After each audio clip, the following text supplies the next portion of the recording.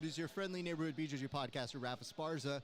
I am coming to you live right now from the beautiful new Ground Jiu Jitsu, and here's what I got to tell you guys. We are stoked for this fight card for a number of reasons. Number one, yes, it's been a while since we've done a UFC pay-per-view card, but number two, bam, look at this. We got two cameras, motherfucker, right over here. I can talk to you guys all night off of the two cameras, and we are going to be going long and strong, and I hope that you guys are ready to get fucking it on. You're watching the Grappling Hour, and my name is Rafa Sparza.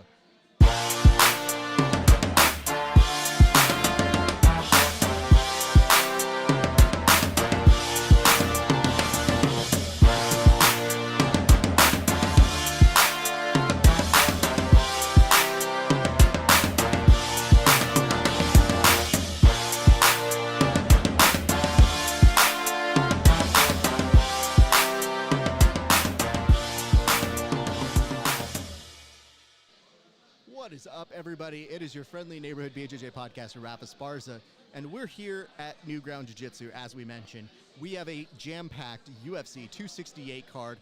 Cannot be more excited. I'm happy you're joining us. It's going to be a great time. As I mentioned, we are here at the very lively New Ground Jiu Jitsu, and we've got a lot of things coming up, but unlike the previous times that we have done Fight Companions, now we are actually taking the show on the road. We're actually here and enjoying ourselves amongst friends. One of the first times I've been able to really enjoy myself in terms of being outside the confines of a room. And it's our hope in the future that we get to take the show on the road and go have fun and talk to some of our friends throughout the greater part of Southern California, and maybe, just maybe, further places from there. So today we are watching UFC 268. It has been too long since we've gotten together, I know that. But you know what I'm pretty excited about? I'm pretty excited about today being able to walk you guys through the cards that we've seen, build up over the past few weeks, including the very heated Colby Covington versus Kamaru Usman rematch, number dos, we say, in the Hispanic cultures. And if you will so indulge me, I'm about to cut a quick promo to remind people this is where they can come find the broadcast that we're doing right now. Here we go. In 3, 2, I gotta make sure that's good. Okay, 3, 2, 1. Hey, what's up, everybody? It is your friendly neighborhood BJJ podcaster, Rafa Sparza.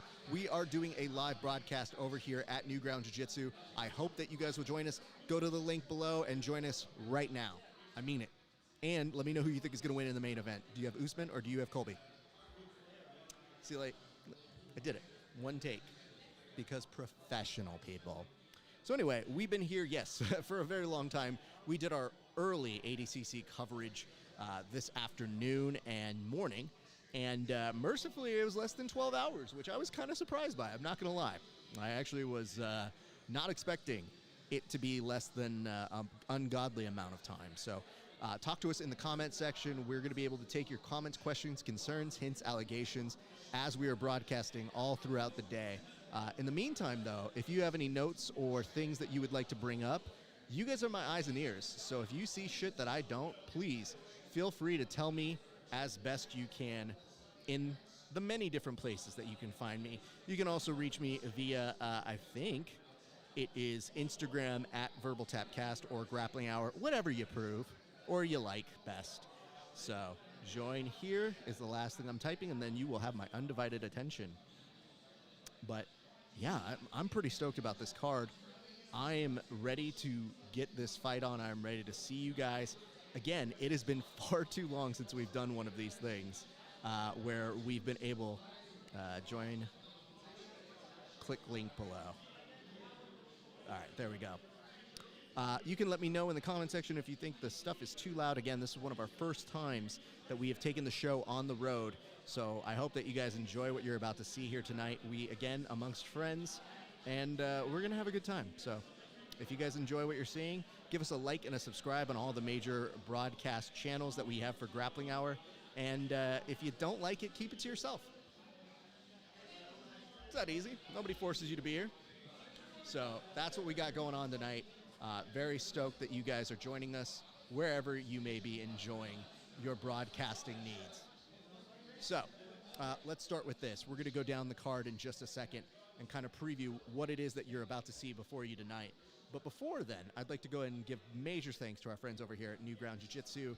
We will be back here again tomorrow, bright and early at 7 a.m. Yeah, we will be here super early, 7 a.m. We'll be continuing our coverage of all things ADCC, which, by the way, was a fantastic event today. We got to see so many friends. Also, I should say this. The beverage of the evening is going to be the Liquid Candy Hazy IPA.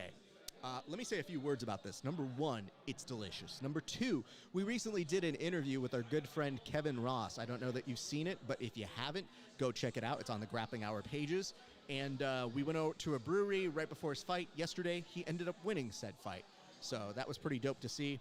And I hope that you guys very much get the chance to check that out. That should be up on the Fighters Rep page pretty soon. So love that guy. He did a great job. I think that we have been enjoying a number of different things happening in the world of MMA. But this weekend has been the majority of things all about grappling. So, of course, we cover that and much, much more. So as we make this thing available for you guys to watch along with us, we're stoked. Again, hit me with your questions, your comments, your concerns, your hints, your allegations, all of that good stuff. That is what I am here to do, answer any questions, and, of course, we're basically going to be drinking all night long. So anyway, here's what I was going to say. This is the Liquid Candy Hazy IPA. It's delicious.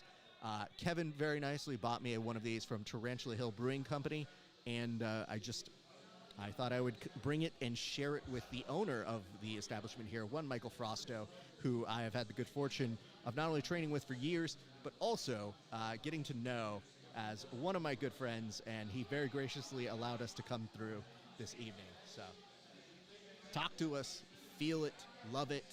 We are here, we're back, and it is nice to be doing these Fight Companions again. It's been too long, if we're being honest. So we're stoked. We hope that you guys are stoked as well. But who do you have in the main event? Talk to me in the comment section. Let me know what you're thinking, feeling, all of that good jazz.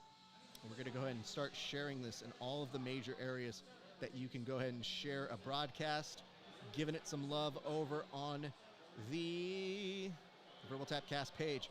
If you like what you're seeing, be sure to give us a like and a share on all of the major things. If you give us a like and a share on the broadcast, we'll give you a toast on air. That's how easy we make it. So let's give a couple little quick notices here. Again, want to thank you guys for tuning in. Oh, this liquid candy just, it's so, so good. Let's go. Starting off the night right. All right. So we're starting off with Chandler and with Gagey, which is a little bit of a change of pace, and here's why. Normally, we get the two of them on the third main event slot. The difference here is that Trevor Whitman is not going to have enough time to go back and forth. He's only one man, but he's got multiple fighters. So as a result of that, the UFC cut him a deal and said, you know, you can lead off the show. And I have to tell you, I am a huge fan of this as an idea. Here's why.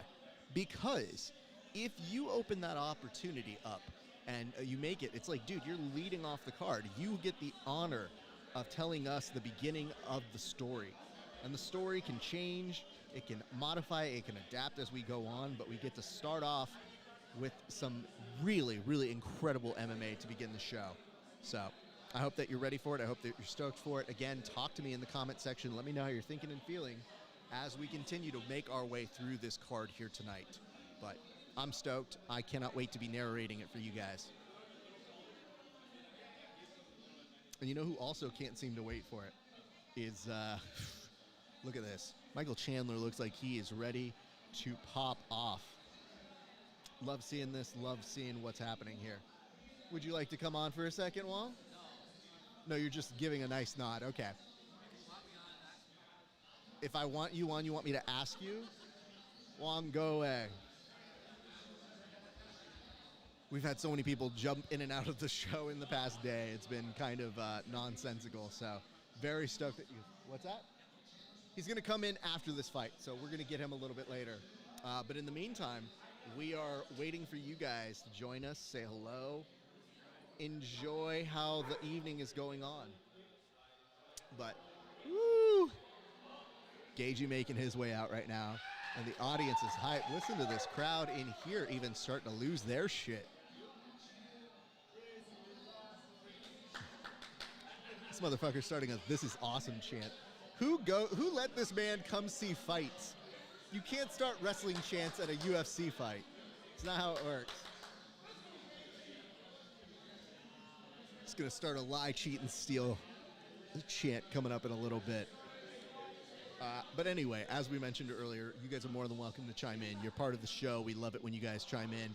We love it when you're a part of the festivities, and we have a lot to get through tonight. It is going to be an action-packed card all the way through, and I'm again, could not be more excited, and a pleasure to have you join us for this very first fight, which is going to be epic, first of 5. So we're going to be here for a little bit tonight.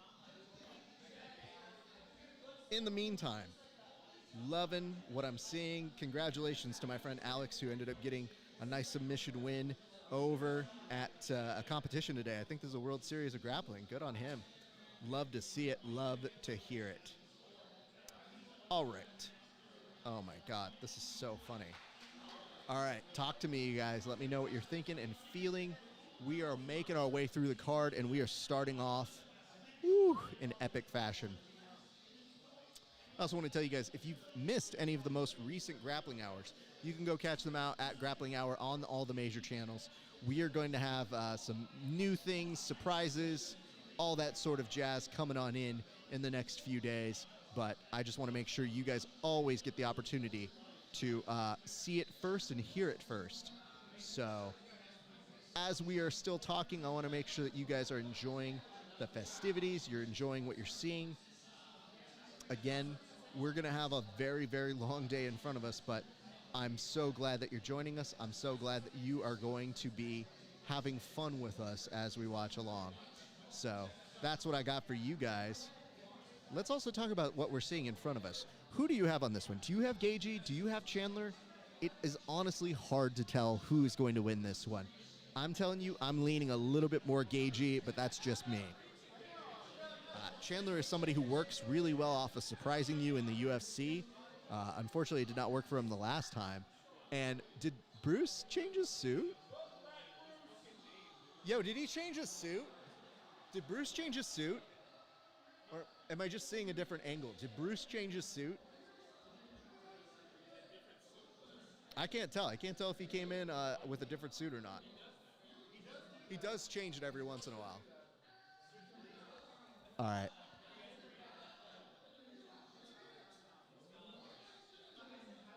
It is nice to hear you guys. Yes, so far the levels are coming in pretty nice. So that's what we got going on. I want to give a big shout out to our friend Angel Otero. Thank you very much, bud. It is great to see you again. I know it's been a while, but we have not forgotten you guys. We got mad love for all of our friends who are tuning in and watching along with us. You give us a like and a cheers. I'm sorry, you give us a like and a share, we will give you a cheers on air. You can tell I've been on air for about more than 10 hours here today.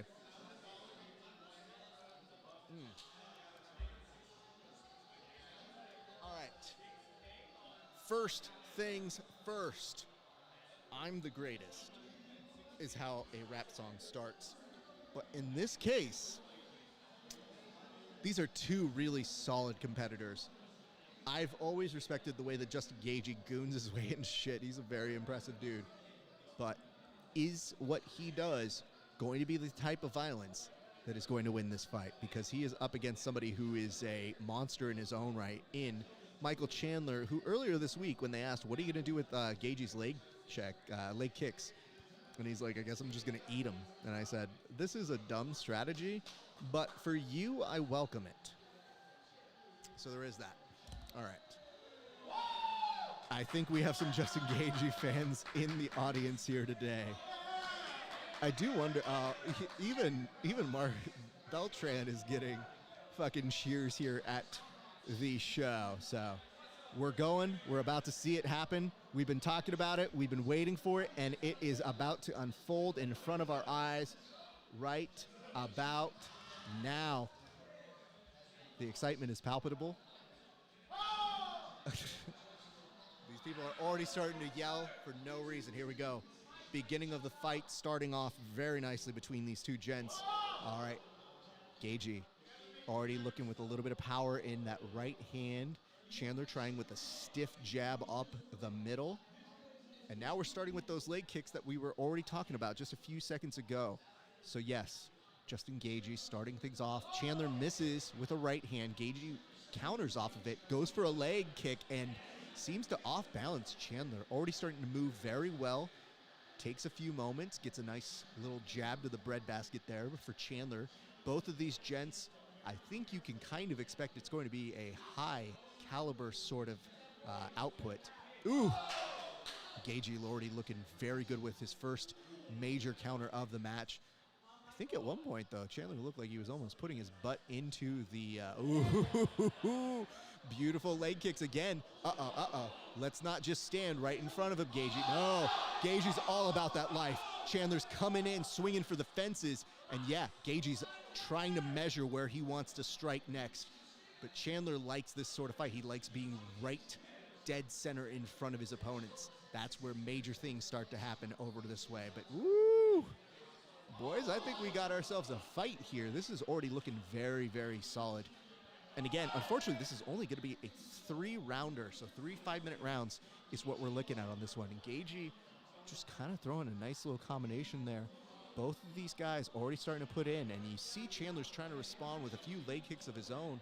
But it does look like Gaethje's leg kicks are just a little bit better thus far in. They seem to off-balance Chandler. However, Chandler's coming in. He has a mission right now, and it is to knock the block off of Gaethje. Gaethje, first real big whiff of the fight thus far in, lands a nice little stiff jab to begin there. Chandler responds with his own. The two start circling around, and this is where we start to think, all right, how is this going to play out? How are these gents going to really show who is able to impose their will quickly? And things, again, if you watched fights for either of these guys, you know how quickly the fortunes can actually change here. And oh, no! Chandler has hurt Gaethje. Oh, Gaethje's starting to get a little bit rocked. Chandler's now starting to put out his hands as to say, what's up? I think Chandler is starting to find his footing on the feet. Gaethje responds, and there is a major upreach between the two. It does look like he's reaching in for, oh no! Gaethje may be in huge trouble here. Oh, he is starting to back up against the fence. And now we're getting just the last few punches from somebody who, if he's gonna go out, he wants to go out on his terms. And yeah, the crowd is coming alive here. There's a nice kick to the midsection. I'm sorry, a knee to the midsection here. Oh, Gaethje coming in with a nice elbow. Yeah, if he's gonna go down, he is not gonna do so willingly. I think he might have woken himself back up, and he's going to over-reliable some of these leg kicks. But Chandler really is enjoying the fact that when Gaethje plants his feet and is just right in front of him, this is the game he needs to play. I'd love to see, and again, this is just an opinion here, I'd love to see Gaethje being a little bit more active on the movement. But I don't know that what's something he really even cares about. I think he really likes this kind of a fight. Nice little uppercut there. There is 130 left to go, and that stuns Chandler, but he seems to be fine. He just shakes it off.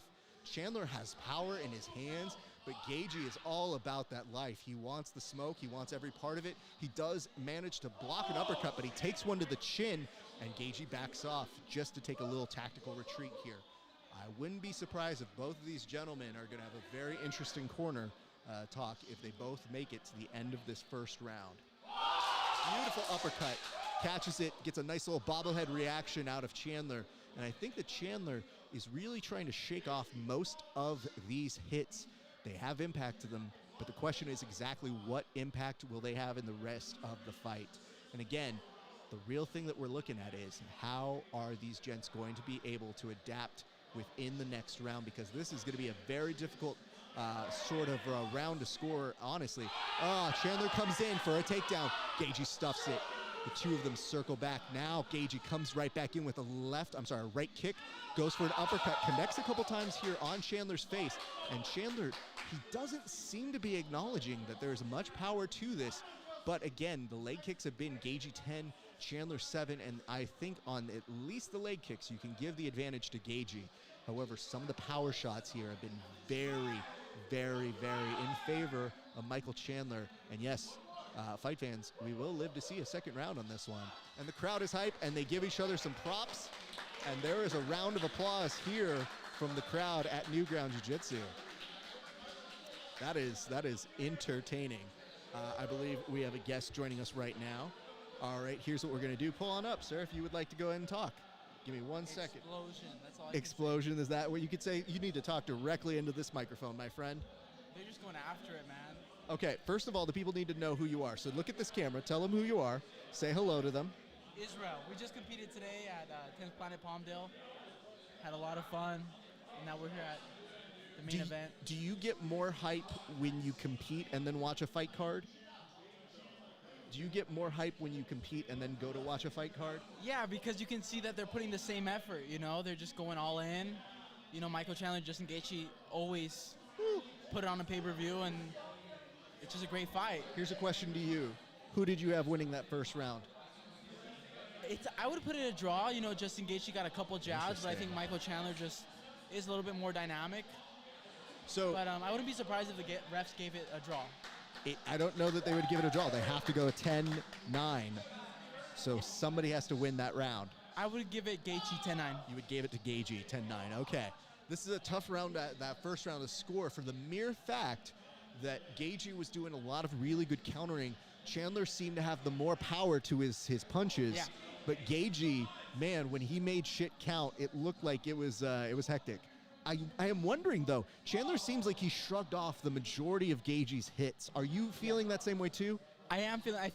I think Justin is so good, especially with Trevor Whitman. I think he's so good at just putting so much power into that jab. Okay. And just keeping that distance. And, I mean, look at the second round. You know, he's just moving, just keeping the feet dynamic. And, you know, Michael's not a joke. You know, Sanford MMA is really big into kickboxing, so. One of the biggest things that I've been concerned about is when it looks like Gaethje stands directly in front of Chandler, Chandler seems to get a big smile on his face. Correct. But when Gaethje can create that dynamic movement and start to shift with those kicks, I think he starts to find those combinations a little bit easier.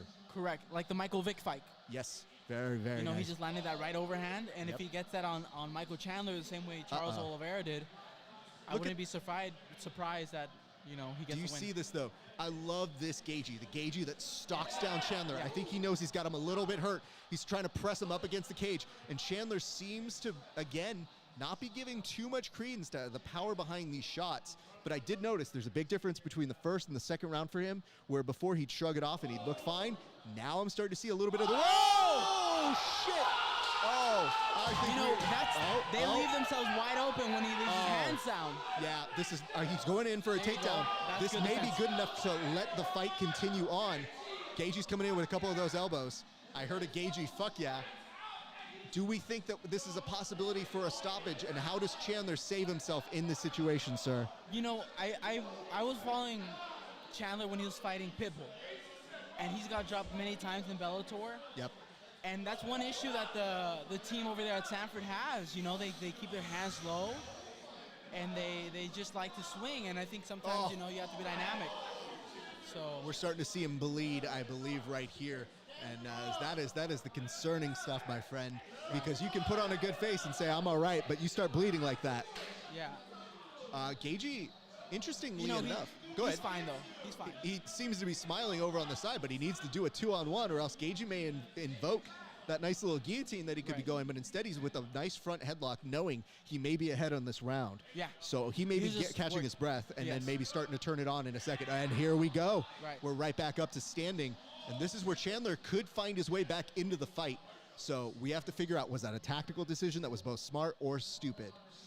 Or maybe not at all. We'll see. Woo! Ooh, Gaethje is finding his uppercut range very nicely over here. And Chandler, I think it's kind of weird because he's at that area where he's still trying to find the range with his jabs. And I'm like, bro, we may be past that. I think that Gaethje's ready to unload. Yeah, you know, Gaethje just will work that jab and just pop it. Look, right there. There's a hook right there, and, you know, Michael Chandler just says, give me it, but... I mean, Chandler's trying to come in for those takedowns, and I think he's expanding a lot of energy right now. And Gaethje's just working those 1, 2, 3 combos. So. Yeah. This is... I mean, right now is the perfect time just to go 1, 2, and then just drop them. Yeah. Chandler, I'm not counting him out in the least, but I will tell you, I'm continuing to get more concerned for him as this fight goes on. Yeah, you can tell. They're gas, man. I mean, you know, they're great 155ers, world champions, but... I can't even tell you how many times I've seen that uppercut land from Gaethje. Excellent work by him. Ooh, you were mentioning how, listen, dude, let's look at these stats. Gaethje, 51-6-16. upper to lower, 38, 8, and 9 for Chandler. Yeah, I think it would be important for Chandler to work on the body, you know? Oh, he did connect leading, there, though. There you go. Damn, dude. This is fucking 2 gunslingers literally just releasing all of the clip on each other and seeing what stands. Yeah. Woo. Now, before you saw this fight, who were you rooting for? I was rooting for Michael Chandler. You know, I love Michael Chandler. I like what he stands for. Some people may call him corny, but, he really believes in what he says, and he puts in more effort than anybody else at that gym. These guys training with killers, Gilbert Burns and before Usman and, 50K Ige. So, ooh, killers, that was a nice combination there by Chandler. Oh, no. Oh, no. No, I don't think the ref will give him a 1 point. I don't think so. Oh, no. We don't need an eye poke happening right now. This is the wrong time to have something happen that would deflate this already super epic match. And Raph, this is where they give him 5 minutes, right? Just to rest and recover. Yes. And that makes a huge difference. Oh, well, he's opting for none of it. So, good to know because they're already going to make it to the end of the round. So, Gaethje's already discussing with Beltran. And is Beltran, did he just tuck it in or did he shave off the... I think he shaved off a little bit because I remember back in UFC 200, it was really long. But you know what, Gaethje putting out the pace, he's controlling the fight. I wouldn't be surprised if the judges give it 2-0. I wouldn't. I would agree on that. I would say this, it is very nice to see this fight off to what we expected it to be. I think a lot of us were hoping it would be good, and it's a great way to start off the card. So I'm super stoked on this. You said that you were leaning toward Chandler. Do you still have a part of you that's rooting for him right now, or are you just hoping for a good fight?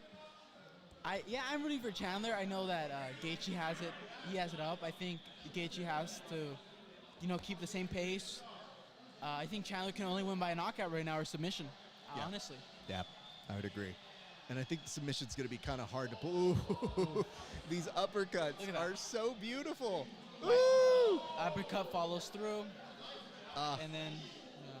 wonderful to see. How about Trevor Whitman, man? Training with Dwayne Lutwig and those guys from Alpha Male to being where he is now. It's incredible. Trevor's a monster, and congratulations to him for his coaching success. It is well-deserved. We go into the third and final round right now. Din Thomas chiming in on the broadcast, but we're not listening to that, but good for him to be there. I've got 4:41 on our clock. Hopefully you are watching somewhere in that accompaniment. Oh, nice little leg kick there again by Gaethje, who's, I think we're seeing, a switch of stance now. So maybe these are having more effect than advertised. Maybe saying that you're just going to eat the leg kicks. Not the most sound strategy. When he fought Eddie Alvarez, he was switching stances a lot when he lost to him. And it might be a detriment to him. So, let's hope this will work on his favor. Even on the shit where Gaethje's just barely landing, it still looks like it's ugh. It looks like it hurts. Yeah, no part of that looks fun. A nice combo there. Right. All right, Chandler putting some respect back on his name as well. Right. 3:59 left to go on my clock. Gaethje coming in, a couple jabs. He's finding. Nice shot to the body there by Chandler. All right, if I am judging now, I think the momentum may be coming back around for Chandler, which is going to make things very interesting. In a 3-round fight, you only need the 2 rounds to win, and that first round's going to be hard to score. So they're both game, man. They both want it, and Gaethje has a chin. So I'm intrigued to see Chandler's being shots. a little light with these shots, though. Whereas every time you see the Gaethje connects, it's got power to it. But Chandler, I think, is still trying to make sure he gets his parts in there as well. Yeah, I think you're right. I think when Chandler hits, it's more of a pop, and when Justin hits, he's looking for the KO. God damn, especially bro. with that uppercut. But look again, he's peppering the shots, and they're connecting. They're fine. I'm not going to say there's nothing to them. Yeah. But if you look at the way that Chandler has to regroup every time he gets hit by Gaethje, it's telling you a little bit of the story of the fight. Oh, no. He comes in with a power slam, but may have just exhausted himself. That may be a huge problem. So let that be known. Don't try and power slam somebody as if you were in the WWE. Could become problematic for you. Especially with a collegiate athlete like Justin Gaethje. Yep. So I think Michael Chandler's best chance is landing that overhook right, which is his staple. Yeah. for the past 10 years. But again, if you're getting pushed up against the cage like this, you're getting neutralized where you can't really throw like you really have that impact. So this is a very smart strategy here. 2:16 left to go. But I'll ask you this because it's something I wonder about a lot of the times. But how much do you think the Gagey ever varies from the game plan? Right. Do you ever wonder that? Because I wonder that consistently. Yeah, I do wonder that. I mean, like, even with the Habib fight, you know, he was doing really good in the first round, landing leg kicks, but, you know, we wonder what his plan is in this fight with Michael. Incredible, you know? That's beautiful. He does not stop the pace. I mean, I'm concerned, but he seems to be just fine. Chandler cannot come in with a Sparta kick with a low energy, my friend. Right. Well, look at Michael's hands. Look how low they are. Yeah. He can't be doing that with a volume striker like Gaethje. The amount that Gaethje is also willing to take to get a little bit more intel when he allows himself to be like essentially kind of battered, just so he gets the idea of, okay, this is where I'm going to be able to counter on this. I can rechamber off of these very nicely. And Chandler, again, eats it and eats it. Can we make sure that Chandler donates his brain to science? Because I'd like to study the effects of what's happened to his brain in the many fights I've seen. All right, 1 minute left to go. It's weird how you know what's happening in the fight, but you still don't feel a sense of, I know what's happening. Right, like the urgency that they have. You know, we can spar as much as we want, but when we're sitting here and we're not in that position, you know, the guys are contenders. Yeah. They want it more than anybody else, so we can only imagine how much damage they want to take or not take. This look over the shoulder as he walks away by Chandler always makes me go like, yeah, okay, I'm with you, bro, but also like I wouldn't do that with Gaethje. I don't think I could look at him sideways. No. I'm just concerned. Both of these guys look like they're spent. Wouldn't be surprised if in the last 10 seconds we see a little bit of a onslaught between these gents. I mean, right now Chandler can just throw that overhook left too, and I wouldn't be surprised if he drops him. Oh, tried for it. Spinning back kick looked like it was what was previewed, but nope. I think actually they're content to maybe just see the end of the fight, and kudos to them. They gave us a hell of a fight. Great fight, man. As advertised, well done. Great stuff. I like that you can make a mere suggestion to people and like, should we clap? And people are like, yep. They can't hear us, but I will clap. And I think Justin did enough to secure that fight. I think so too. Yeah. I think so as well. I think that was a very, all props to Michael fight. Chandler. Came in there ready to fight. I'll tell you this. I think that Michael Chandler is the person we were hoping he would be in the UFC. Correct. I think he's given us the kind of fights that you kind of thought, oh, he's capable of this. Right. But I don't know how he's going to be. We'll have to see once he's in here. And he's been a monster, man. Yeah. Yeah. Yeah. These are some spectacular moments. All right, how do you see it going? You see it, Gaethje? Yeah, Gaethje. I think majority decision Gaethje. Okay. But I wouldn't be surprised if it did a split decision. You know, we don't know how the refs work at NSAC. Sometimes we think, or New York State. You know, we've seen a lot of things happen here. Screwy things have happened, yes. It's not Nevada. It's not California. So it's just interesting. But I think they'd give it Justin. I always tell people, don't provoke the fight gods. Yeah. If you really care about the fighters, just let it happen. Right. Have your opinion, because the more you be like, oh, this can't happen. Oh, it's got to be like this. That's when the fight gods go, oh, really? Really? Okay. Yeah. They make the decisions. Denoted. I don't think that guy won, but I'm going to give it to him. Right. GSP, Johnny Hendricks. Oh, man. I was covering that fight. I was there live, and, man, I'll talk to you about that one day, but it was spectacular. So, Chandler, I don't know that Chandler's going to be having solid foods this week. No. If I'm making a guess I just wonder who they would give round one? Chandler to. After this. Huh. Lightweight, you know, they're so stacked. Would you give him a guy in the top 10? Would you have a guy that's number maybe 15? Let's see this. We have a unanimous decision, and your winner is Justin Gaethje. And the crowd goes quiet. I'm so sorry I interrupted you. What were you saying right there? What were you saying? I was saying So obviously I kind of felt that Gaethje won this fight. Yep. What's next for Michael Chandler? That is a great question. I mean, let's say Charlie O fights Dustin and Dustin wins.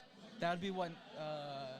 That'd be a great fight. That'd be Gaethje Poirier 3, right? Yeah. I got to double check that. For some reason, I want to say 2, but I think you're right. But I mean, Justin did what he had to do, just almost like point fighting, I would say. I mean, this was a very smart version of him. I love it. I got a little nervous a few times, but that's part of the reason why I asked about the deviation from the plan, because there are moments when it looks like when he's standing directly in front of him that I go, I think he's too enamored with the fight like this. Yeah. Where I'm like, bro, let's maybe move out of here. And he goes, no.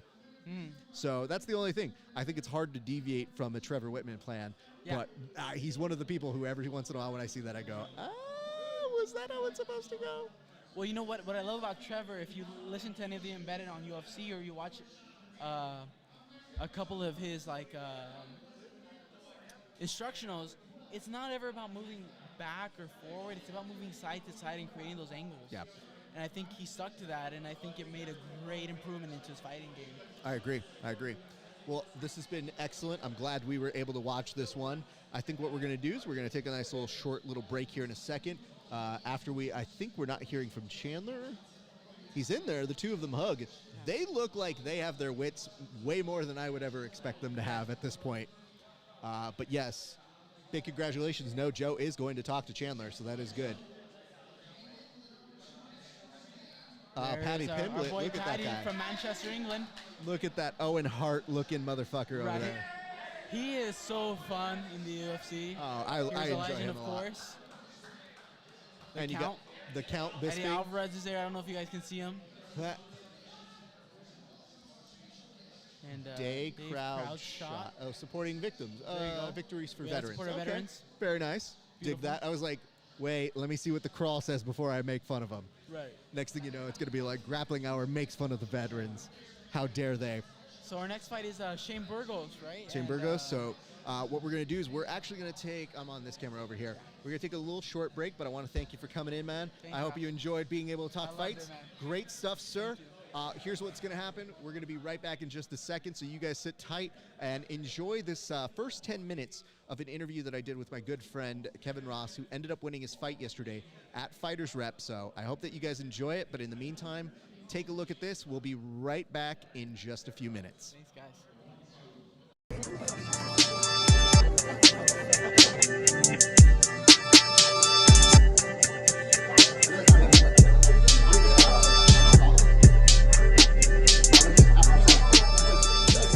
Welcome, Kevin, the light-skinned daddy, Ross. Kevin, how are you doing, sir? Doing great, Raph. Thank you for having me here. It's my first time here at Tarantula Hill. It's actually very nice, so I probably will be coming back 100%. Yeah, that's the hard part about doing the interviews is I forget at a certain point, like, oh, right, I have to do an interview. I just want to drink here now. We're going to start with this. This is the Tank Tops. It is a Tan Lines 5.5 ABV. And it is from, is that Kashmir? Idaho? Yeah. I thought Kashmir was in India, but... Yeah, okay. I don't know about that. Try it. But cheers to you, sir. Cheers, yes, absolutely. So let's start with this. I know that you have been in the background for years helping a lot of the guys in our crew get ready for fights. So my question to you is, why fight? Like, where did that begin for you? Yeah, I mean, I started doing jiu-jitsu in 2013, so I'm a competitive person, competitive in nature. Played basketball all my life growing up. I think this was just the next thing that I kind of latched onto. And yeah, man, I'm just extremely competitive person. You ask anybody and any of my friends, they know. It's just I make turn anything into a game, a competition. I like winning. So it kind of progressed from there, from jiu-jitsu to kickboxing, Muay Thai, all that stuff, and here we are now.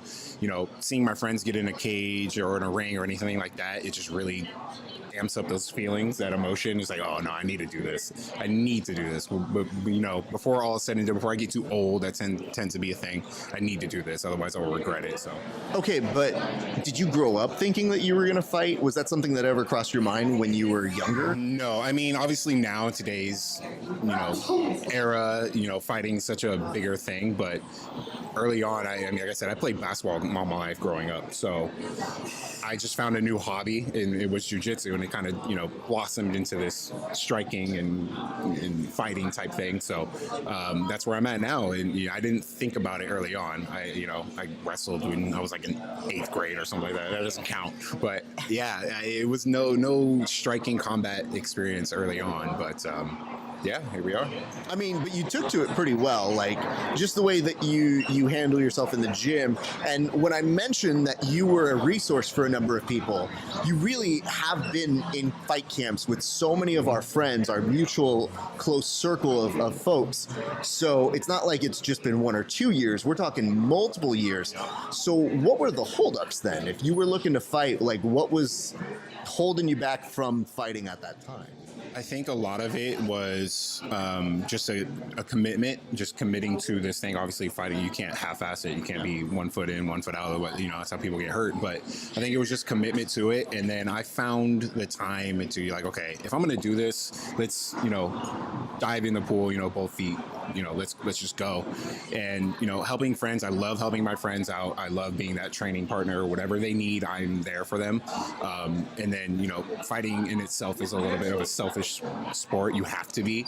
And I kind of took that road. It's just like, okay, if I'm going to do this, I need to think about me. I need to try this. I need to do this. So, sure, I'll still help out my friends, but, when it comes time for me, I'm focused on me. So wouldn't have known any different. I thought you maybe might have taken a break. You might have come back because when I started hanging around these guys, I knew of you, but we didn't really know each other that well. And then it just became like, oh yeah, no, he's been doing this for years. And I go, I don't know. I've not seen this man. And then I saw your work and I go, oh, that makes sense. Okay, yeah, no, I can see why he's very helpful for them. It is hilarious though when you see somebody like Milton, who is not your size, being like, oh yeah, he's a huge help. And I go, how? Did he pick you up from school? Like, what is it that he's doing that's a big help to you? I think for I think it's just like maybe like a different body type. Maybe you're going against especially for Milton, all of you guys, if you watch this, you know who Milton is. A main arch nemesis of mine, yes. They should be familiar with yes, him. Yes, absolutely. I think in general, I always think it's like good to go with people of different body types, not just somebody that is your size or whatever. Obviously, maybe it's 100 pounds difference is a huge thing, but it's a strength thing. Okay, now you really got to work on your technique, whatever skill that you're doing. It has to be a technique thing. You can't just be stronger than the person, and that's something that I found myself doing, especially is being a bigger guy, we like to just power up a muscle out of things.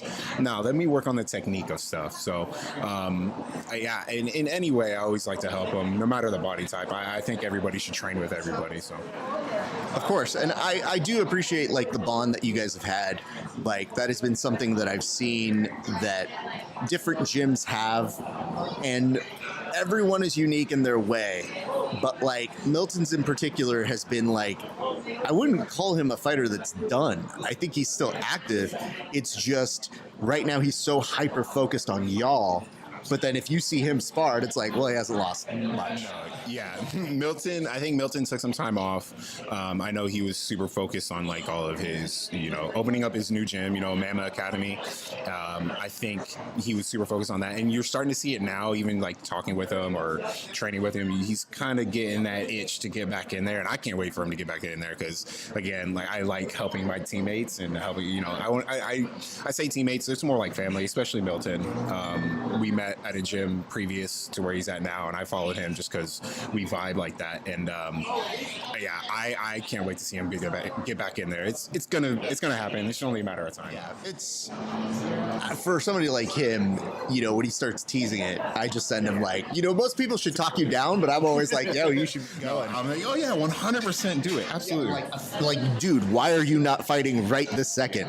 But I love that about y'all's team. I would ask this though, because now it has become so ingrained in your lifestyle. What has become the most addicting part of it? Most addicting? Again, as I've already said, I'm competitive, so even training, you don't like to like, oh, I won this thing, but I just like to see and feel myself getting better. And in anything you do, whether it be fighting or playing basketball or whatever, you want to see yourself and feel yourself getting better. I think that's the most addicting part for me. And then I do have a 5-year-old son who's taken to this very well. He likes to beat me up. I think that's the next level of that addiction. It's just like, oh, he's gonna like this, and it keeps us coming back, keeps him coming back. And so I think that's the most addicting part of it. That's cool, because my dad took up golf and he was like trying to make it a thing for me, and I was like, no. But I'm like, Dad, I'm 6. What am I supposed to do with this, You know what's funny? My son actually, he tried golf too. I have a friend that's a big golf fan, but like, my son's exactly like me. He gets frustrated, especially when I was a kid. I just get pissed off when I couldn't do something. Oh, fuck this, I'm done. Well, I think my dad tried over complimenting me, which was a good way of being like, oh, son, look at that swing. That swing's so good. That natural baseball swing is just giving its way to a good swing in the golf course. And I go, that's not true. I know that's not true. I feel like those are two opposite things. They're very opposite, but the fact that I think in retrospect, he wanted to hold on to that time. So to me, it was like, ugh. All right, well, as long as I can drive the cart, and when I would drive the cart, man, I would go off-road. I would make him so nervous. And I just said, like, well, this is the cost of admission. This is what you want me to do? If you want me here, I'm going to do some crazy shit. I think he should have went maybe the Tiger Woods route and just, like, talk shit to you the entire time. Maybe you would have been one of the greatest golfers of all time. I was about to say, the real thing that I lost out on was my golf touch. My dad would have basically King Richard me. Yeah, 100%. In there and been like, I'm going to inspire you by scaring the hell out of you. And I'm going to win an Oscar. Absolutely. Will Smith. Shout out to Will Smith, yes. Shout out Will Smith, indeed. Some people say it's my doppelganger. I don't. Can you see gotten it? that a lot. I don't see. Maybe when I was younger and like he was younger, but I think it's just because we're both light skinned. That's true. So I guess that leads us into the nickname. And I asked you this My apologies, everybody. If you like that interview, go check out the rest of it over on the Grappling Hour page. Right now, we are returning back live to action. It is Billy Q versus Burgos. I forgot. Yeah, somebody asked me who I was going for, and I said Burgos. And you got to say that he is the favorite in this one. But Billy Q is kind of, I wouldn't say he's like a friend of the show, but I would say like he's a by-proxy friend of the show. So I guess we're kind of rooting for him. There was no finish in that. There's a regular rule on the show. We like to give a toast to those who get finishes within regulation. So although there was not a finish in that last match, I just want to do a cheers. This one goes on out to Justin Gagey and one Michael Chandler. That was an awesome, awesome fight. Cheers to you guys. I got CT just watching it. All right. Yes, sir. Would you like to join in? All right, come on in. Ladies and gents, I'm very excited to bring to you. He made his debut with us earlier today, but I'm glad that he's able to make a return with us right now. Please welcome back Michael Wong. How are you doing, sir? Mind this camera? It's this camera right now, yeah. Hi, everybody. I love Rafa Esparza. He's a great guy with a talented ability to speak into microphones. He literally told me while we were off air, he's like, oh, you're pretty good at your job. I didn't expect that. No, I meant in a unassuming way. You know how okay. Ryan Hall is like unassuming, but he's a badass. Yeah, okay. Right? Mm-hmm. It's like that. Yep, me and Ryan Hall. You look kind of like I don't know. I'm like kind of like a. Go on. I'd like to hear what this beer is telling you to tell me. You know, sometimes you like, I imagine like a penguin walking, like waddling around. Wow. Okay. You've compared me to the Batman supervillain, the Penguin? No, like a physical penguin. Oh, like a By the physical way, penguin. Shane Burgos is amazing. Okay. I don't know why he's getting hit in the face right now. Billy Q's no joke, my friend. I do not know who Billy Q is. Well, he's doing really well right now. He's doing great, man. Billy Q, don't sleep on him, man. He's also got great submission skills. Okay, I'm excited. Honestly, Ooh. okay. Oh, but Billy Q did come in as the underdog on this one to the point where he was putting up stories this week on his Instagram being like, do y'all not just believe in me? Is that what's happening now? It might just be people don't know and they know Shane. People are ignorant. But smart people, you know. You got smart people? The people who bet. Uh-huh. Do you bet? No, because it makes me nervous. I understand that. It gives me hope, and that is never a good thing. Who does Billy Q train with? Billy Do you Q's know? out in Florida. I think he's a Gracie, but I could be 100% wrong on this. Let me double check that for you. That was a no. good right hand.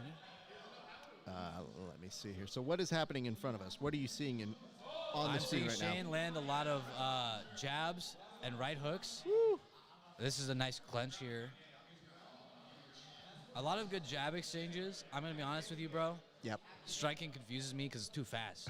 You know?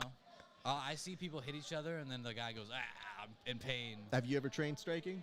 I did a little bit. Okay. Only in MMA context, though. Straight Okay. striking. The problem is people will hurt you. When you, look at this. Yee, Holy shit, they're just Burgos hitting coming in front of each strong, other. man. Here's the issue. Oh, nice. This is where That's decent. I think this is where Billy Q needs to probably impose his will. Up against the cage, use a little bit of that wrestling. He's got one underhook. I think he might be able to fight for that second one. Ooh, no, That's just good. kidding. Reversal. Never mind. Burgos putting it on him. I think Billy. I'm not. That I'm not going to underhook's say not what he's too going to good, be able bro. to do. It's not looking great at the moment, but this is just a little bit of pressure. We see what happens when I people don't are under remember pressure. Shane as being like a great wall wrestler Okay. because he's always striking. That might just be why. I don't know Billy. I'm gonna be honest. I don't know shit about Billy Q. Uh-huh. He's landing here though. I mean, Billy Q's looking pretty good right. Oh no! Oh Okay, he's no! all right. He's still on his feet.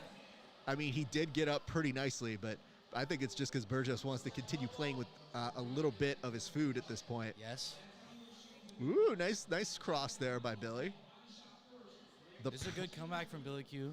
Here's the only thing that makes me a little concerned about Billy's striking at this moment is that, yeah, he does look good, but I think that some of these shots, they don't seem to have a ton of oomph to them that are making Burgos wince. And that is always concerning. That's what tells me, like, oh, yeah, you're a jiu-jitsu guy who's striking right now. Yes, it's a setup. All right, end of round number 1. There's nothing wrong with that except when you go against someone like Shane, and then they're destroying. Let me you. point this out. The crowd here, I think, is just exhausted after that first fight. Yeah, probably. They don't understand. Like, wow, these two crazy gladiators are destroying each other's heads. You know. Amazing. You still Amazing. have these bananas? Can I have one of these Yeah, bananas? you can have the banana. Hold on. You have to apologize to the banana for saying it wasn't ripe enough earlier. Wow. Excuse me? Yeah. Can I do a country voice? Is that okay on this program? Yes, of course. I got a couple notes here. The first comment that we got was from Dale Fowler that said, my friend, I haven't been able to find out how's Mason doing. Mason ended up making it to the next day of competition. So Mason is still in the competition that'll take place tomorrow at ADCC out from Jersey. And it says, are we back, team? We are motherfucking back. That's right. It's been a while since we've been doing these fight companions, but we've been in the process of moving, getting new equipment, getting friends to come on. Do you think Dale Fowler is related to Mason Fowler? I think there's a very large possibility he is, sir. It might be. And There's it a says chance. Andrew Loya. Billy Q, he's going strong to start this. Oh, yeah, we're in round Goodness number 2. gracious. Andrew Loya, who says, Grappling Hour season ticket holder. Hey, I'm going to remind you guys, if you give us a like and a share, we give you a toast on air. You know how the rules go. So, Andrew, if you give us a like and a share, man, I got you right now. I want to give you a toast, but I don't want to say too many nice things about you if you Let don't me do that. tell you something. What are you going to tell people? If there's one opportunity for a jiu-jitsu guy to win in the standing Okay. position, it's in the first 20, 30 seconds of a fight. Why did you become a Southern debutante right I now? was listening to Marty Robbins and Johnny Cash on Johnny the ride Ca- here. Oh, I love Johnny Cash. What's the You know best how Johnny Cash respectable song they right are. now? What's that one with the prison, like the 25 minutes?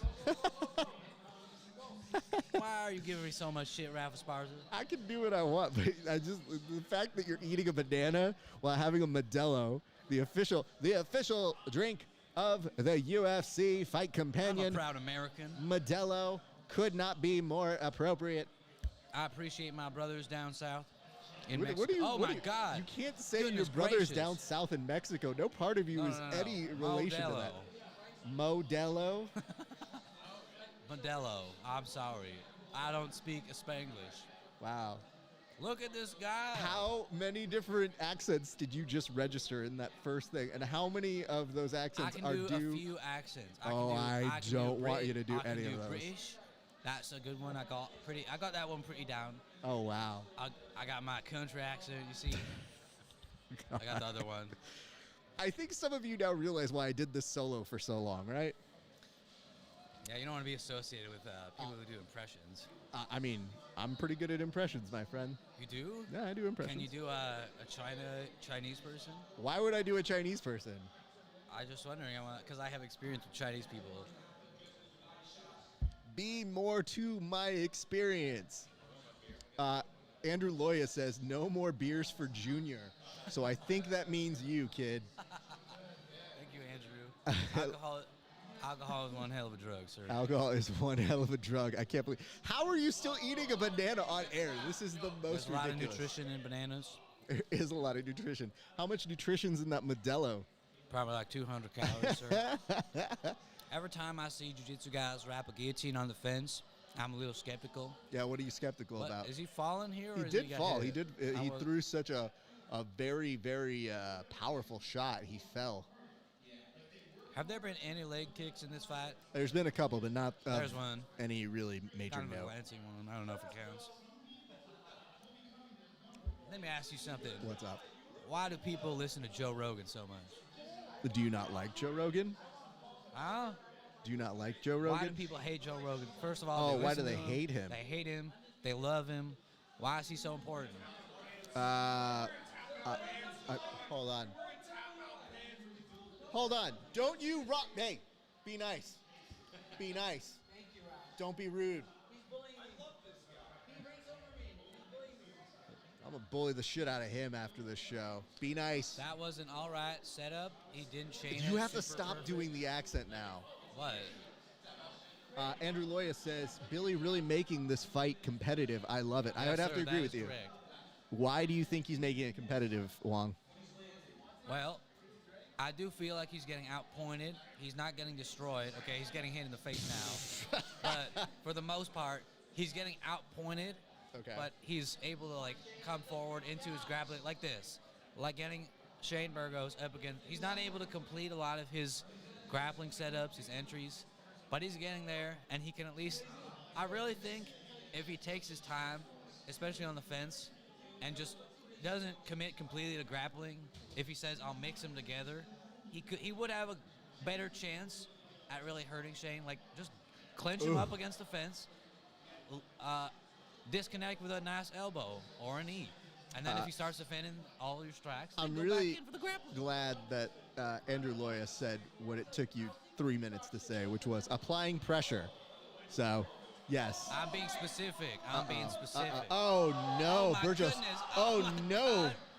Oh, my Burgos goodness is gracious. trying He to is give so wobbly. Fish. Why are you He is saying? so wobbly. They're both How many at- seconds are left? Ugh. How much time does he have? Ugh. How much? Oh, 10 no. seconds left. Don't hit him. He does jujitsu. Leave him alone. Ah. He's gonna no. survive. He'll no. survive. No. Oh, no. Stop hitting him. It's rude. Oh, God. Billy Q. Nobody told Billy Q that the fight isn't done, right? All right.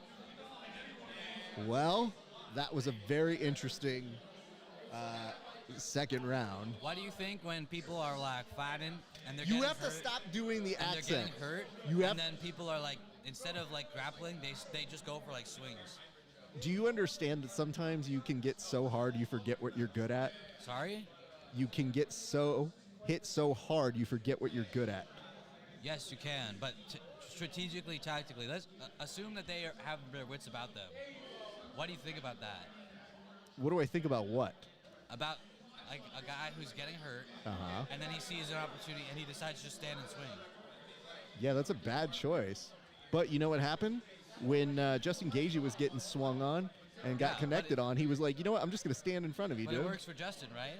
He won the fight. Yeah, but how He do you does know that it a doesn't lot. work? I can tell you that Trevor doesn't just say, you know what? Stand in front of Michael Chandler and see what happens. That is true.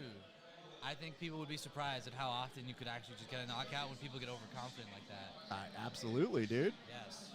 Or maybe not even a knockdown, but like, you remember, who's that one guy? Did Benil Dariush? Let's just watch this fight first. Okay. Last round in a 3-rounder. It's been a very, very fun fight to watch, but I am concerned about Billy Q. Are you? You can't even speak. That's how concerned you are. Are you What? concerned about Billy Q? He just got kicked in the nuts. I'm trying to focus, bro. I know you're trying to focus, but it's the point of being on a show is to be able to look and process and talk. I like Billy Q's name. His name's Jesus, like how are you Quintino, still Quarantino. talking in this accent? We've specifically asked you several times I'm not sorry. to use the accent.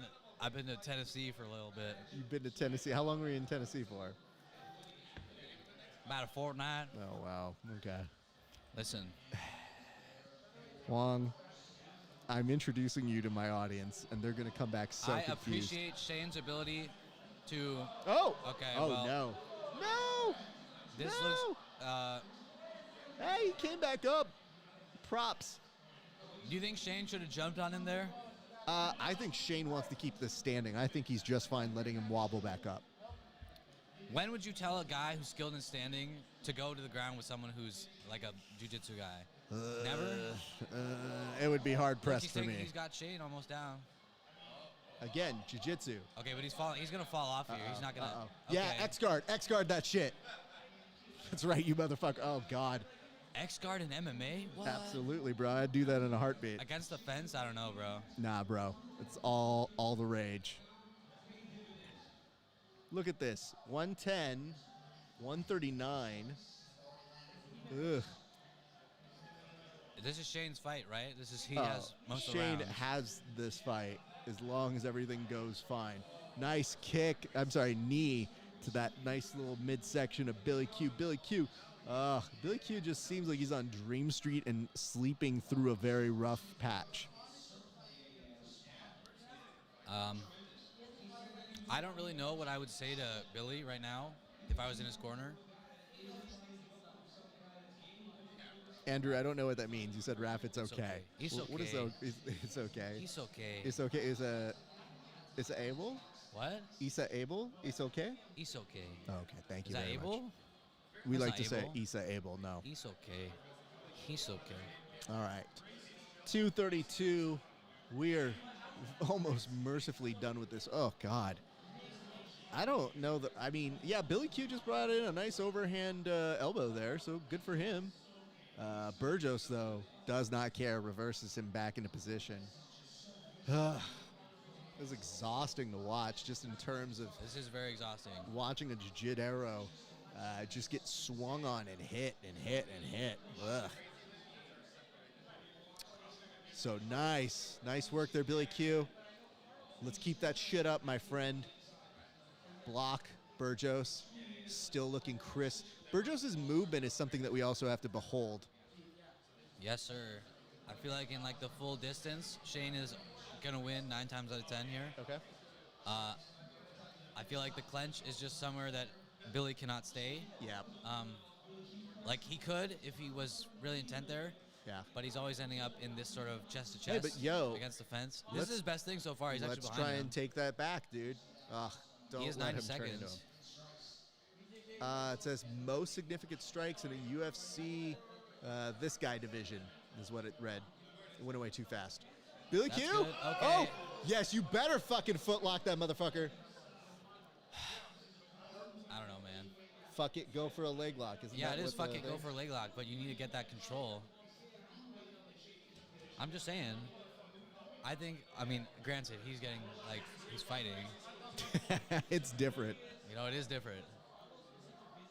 Good pop there still. Ooh, nice kick. Eesh. Burgos been looking real nice. I feel like here is where Billy has a chance. Like when they're close enough to just beat the shit out of each other. Burgos is pretty bloodied himself, though. Oh my God. I don't know if he'll win, but okay, he's like. I mean, Burgos is also smiling through this. Am I seeing that Yes. right? Okay. But I think that in that like clench, like tie-up position, Yeah. he can actually exchange with Burgos and go even at least or Okay. better. Okay. Whereas here, it's just I don't know, bro.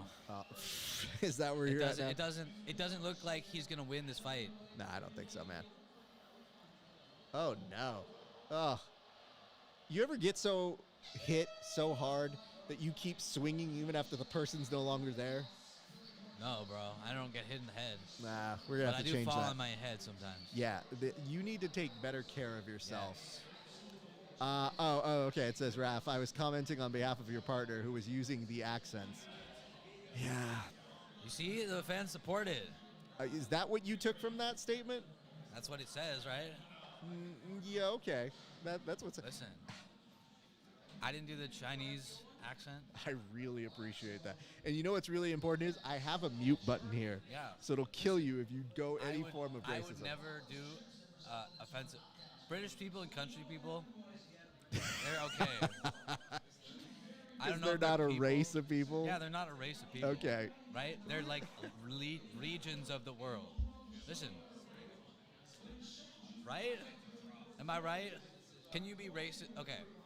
The answer is yes. Yes? Just whatever you're saying, yes. Listen, mate. There is nothing wrong with being British. Oh, I thought that was Australian at first. I wasn't sure. No. It could be. It's turning into New Zealand now. Oh, God. You made me think about it. I made you think about it? Yeah, so now it's turning into it. Oh, God. Listen, though.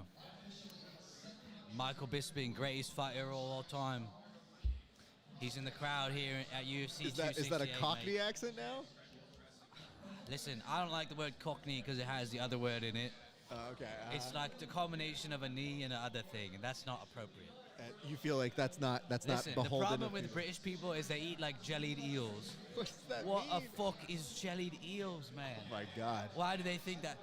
What is wrong with these people? You are now essentially It's turning just into a hybrid of an Austin tea Powers and character crickets, mate. and somebody from the Monkees, the series. Tea and crumpets, mate. All three judges Not give crickets. it Tea and crickets would be disgusting. Shane. It's Shane. unanimous right? decision. It should be Shane. Yeah, okay. Yep. I appreciate that everybody here is very into that decision. I think that Billy did a good job in a lot of areas in the fight. He put him up against the fence multiple times. Fair. He had his leg. He survived all the dangerous areas. Shane is leaning on Joe Rogan more than Joe Rogan leads on ivermectin. Am I right? Boom. Roasted. You're pretty funny, bro. Thank you. I know. And you're eating a banana, so I really feel like There's the nothing comedy. gay about it, okay? It's not even gay. It's just ridiculous. What? You brought the bananas. I did bring the bananas. You were going to eat them. And you roasted me for bringing that. You're like, this isn't ripe I said enough. they were not ripe enough. And did they get more ripe within Yes, 6 yes, hours? Because you have them in the sunlight. It's not the I mean, sunlight, not you the sun. dork. All light is from the sun. Oh wow! Especially this I read that. manufacturer. I read that in the Bible somewhere. Wow. Only book I've ever read. I'm It sorry. says, Griffin says, I'm still so confused as to why Joe Rogan is there. That's Griffin over here. So, We were very own Griffin. Griffin, here's what I would tell you. Joe's just grandfathered in at this point, and it does speak to this, which is that he is still the best, but that doesn't mark a high mark at this day and age. I think the sport has definitely moved on in ways that Joe may not be necessarily the standard bearer that he used to be on of it, but he is what it is. So, all right. Hey, I man, agree. I'm going to say goodbye to you. Yes, it was good to be on a big shot podcast like yourself. That's exactly Yes. what I was telling you guys I'm to gonna say go on sit air. down and watch people fight now. Go enjoy yourself. Drink more beer. Go. Thank you very much, Michael Wong. So here's what's going to happen. We're going to take a nice little commercial break again. You guys will be able to see one William Tackett try to murder me. I don't know if you'll appreciate it, but I sure as hell did not appreciate it. So I got major love for you guys. Stay here. We'll be right back. Don't go anywhere. BRBs. The basis of this game is pretty simple. You get to pick one of these cards. You will have 2 minutes to try and land the submission on me. Sweet. What do you think the odds are of you landing one of these submissions on me? Well, it depends. I'm not warmed up, and Okay. I've heard you're really hard to submit, so. Do you We'll see. believe that, though? I don't know. I guess I gotta just. You just got to kind of goes. see. Yeah, see how it goes. Is there a card you don't want? No, I think they're all fun challenges. The baseball jib bat choke will probably be the hardest because we're wearing no gi, but that'd be fun to try to do. All right. You get to pick one, and only one.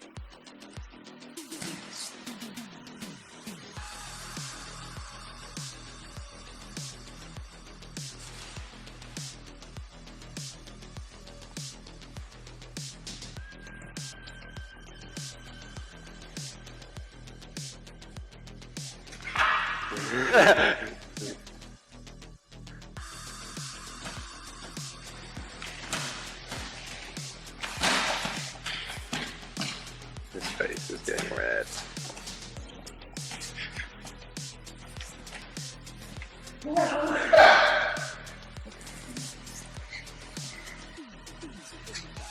Your grips don't like it.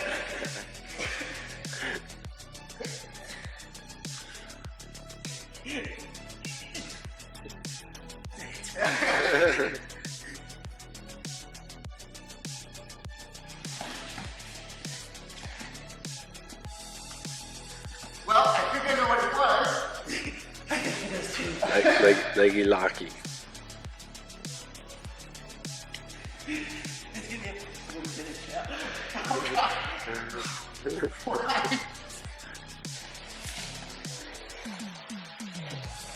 You know, I'm pretty sure Andrew could do it. This one, way better.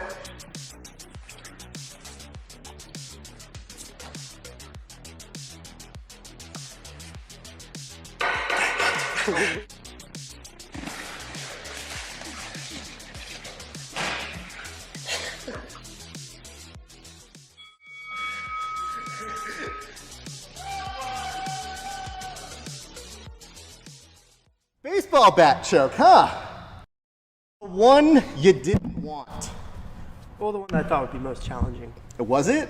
Definitely challenging, yeah. Okay. Did you at one point think that you had it? Until my fingers started cracking. crying, Yeah. I actually built that into my defense. I let my whole face go red to Kind of gurgle a little bit. You know, the problem was I was trying to do a joke, and normally I roast people when we do this bit.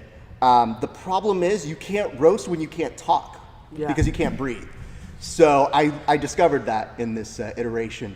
What did you learn today? Well, That no-gi baseball bat chokes I need to work on. maybe. Do you feel like that's going to win you ADCC though? No. No. But you know what though? Here's what I'm going to do. If that wins you an ADCC championship, you will become a full-time sponsored athlete of the Grappling Hour. Okay, sweet. We'll do So it. I think that's what it is. Will, what can we plug for you? Where can people find you? All the good jazz. Tackett_jiu-jitsu on Instagram. Check us out at Brazilian Fight Factory. Come on by, and yeah. Appreciate that. I would thank you, but that was terrible. Let's never do that again. And if I give you all of the submissions, I'm very afraid of what happens when we roll for real. But my man, thank you, sir. I appreciate you, sir. Me too. All right, keep it locked here. We'll be right back. It is pretty remarkable that of all things he could have picked, he ended up getting a baseball bat choke. And I will admit to you freely, it was very tight. The man has a very good grip, and I thought I was out of that move at least 2 to 3 times. But true to form, Tackett did apologize for almost murdering me. So that was very nice. Last experience was very good. Felt great to win. I told George I was ready to go as soon as I got out of the ring. I told him, let me know for the next one. I'm ready to go. Hit me up, give me a date, and I'll say yes. The next challenge for me is getting that second win, moving forward. Camp feels a little bit long this time. My competition drive keeps me focused. I'm super competitive. I like to win. That's what I'm here to do. I expect something a little bit different. I believe my opponent's a little bit more experienced. He's taller, lankier, but nothing I haven't seen before. I think he's a little bit more of a Muay Thai type guy. I don't confine myself to one box. I use everything. I think I'm a lot to handle. Being the first win for our new gym, it felt great. The support of everybody, everybody got to see what I did last time, and I think everybody's just excited to see what I'm going to do this time. It feels really good to have that much support showing up for my fight, and I love them for it. My son gets the most hype, yelling and screaming, "Oh, Daddy, do it again, kick him again," things like that. I look over and see my son and my girlfriend right there and let them know that I love them. It's a good feeling. I'm going to go in there, I'm going to put on a show, I'm going to do what I'm going to do, and I'm going to win. I don't want a decision, I'm trying to get in there and get out and celebrate. When I win this fight, I'm going to tell George the same thing I told him last time. Let me know when the next one is and pencil me in there. My name is Kevin, the light-skinned Daddy Ross, fighting out of Mama Academy, fighting November 5th, Fighters Rep 11, Seal Beach, California. Be there.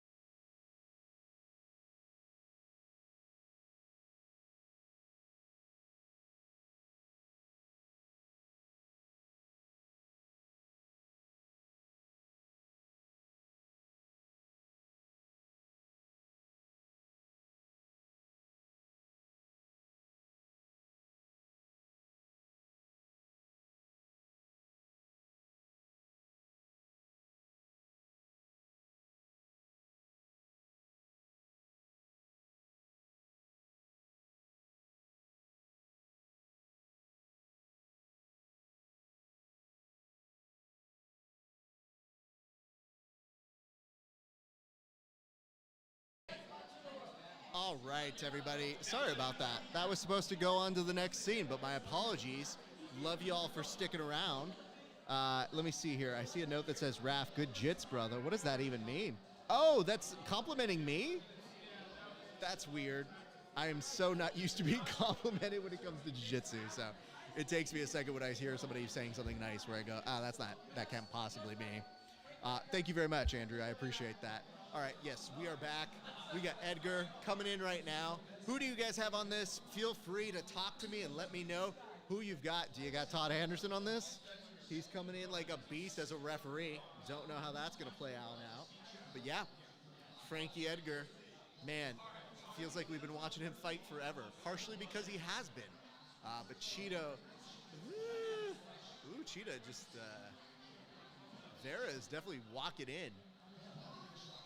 And it takes me a second because I know we're supposed to call him Cheeto, but every time I want to call him Cheetah Vera. But yeah, of course, he's going to be a hard fight for even the talented one, Frankie Edgar. So I hope that you guys are in for a little bit of time here.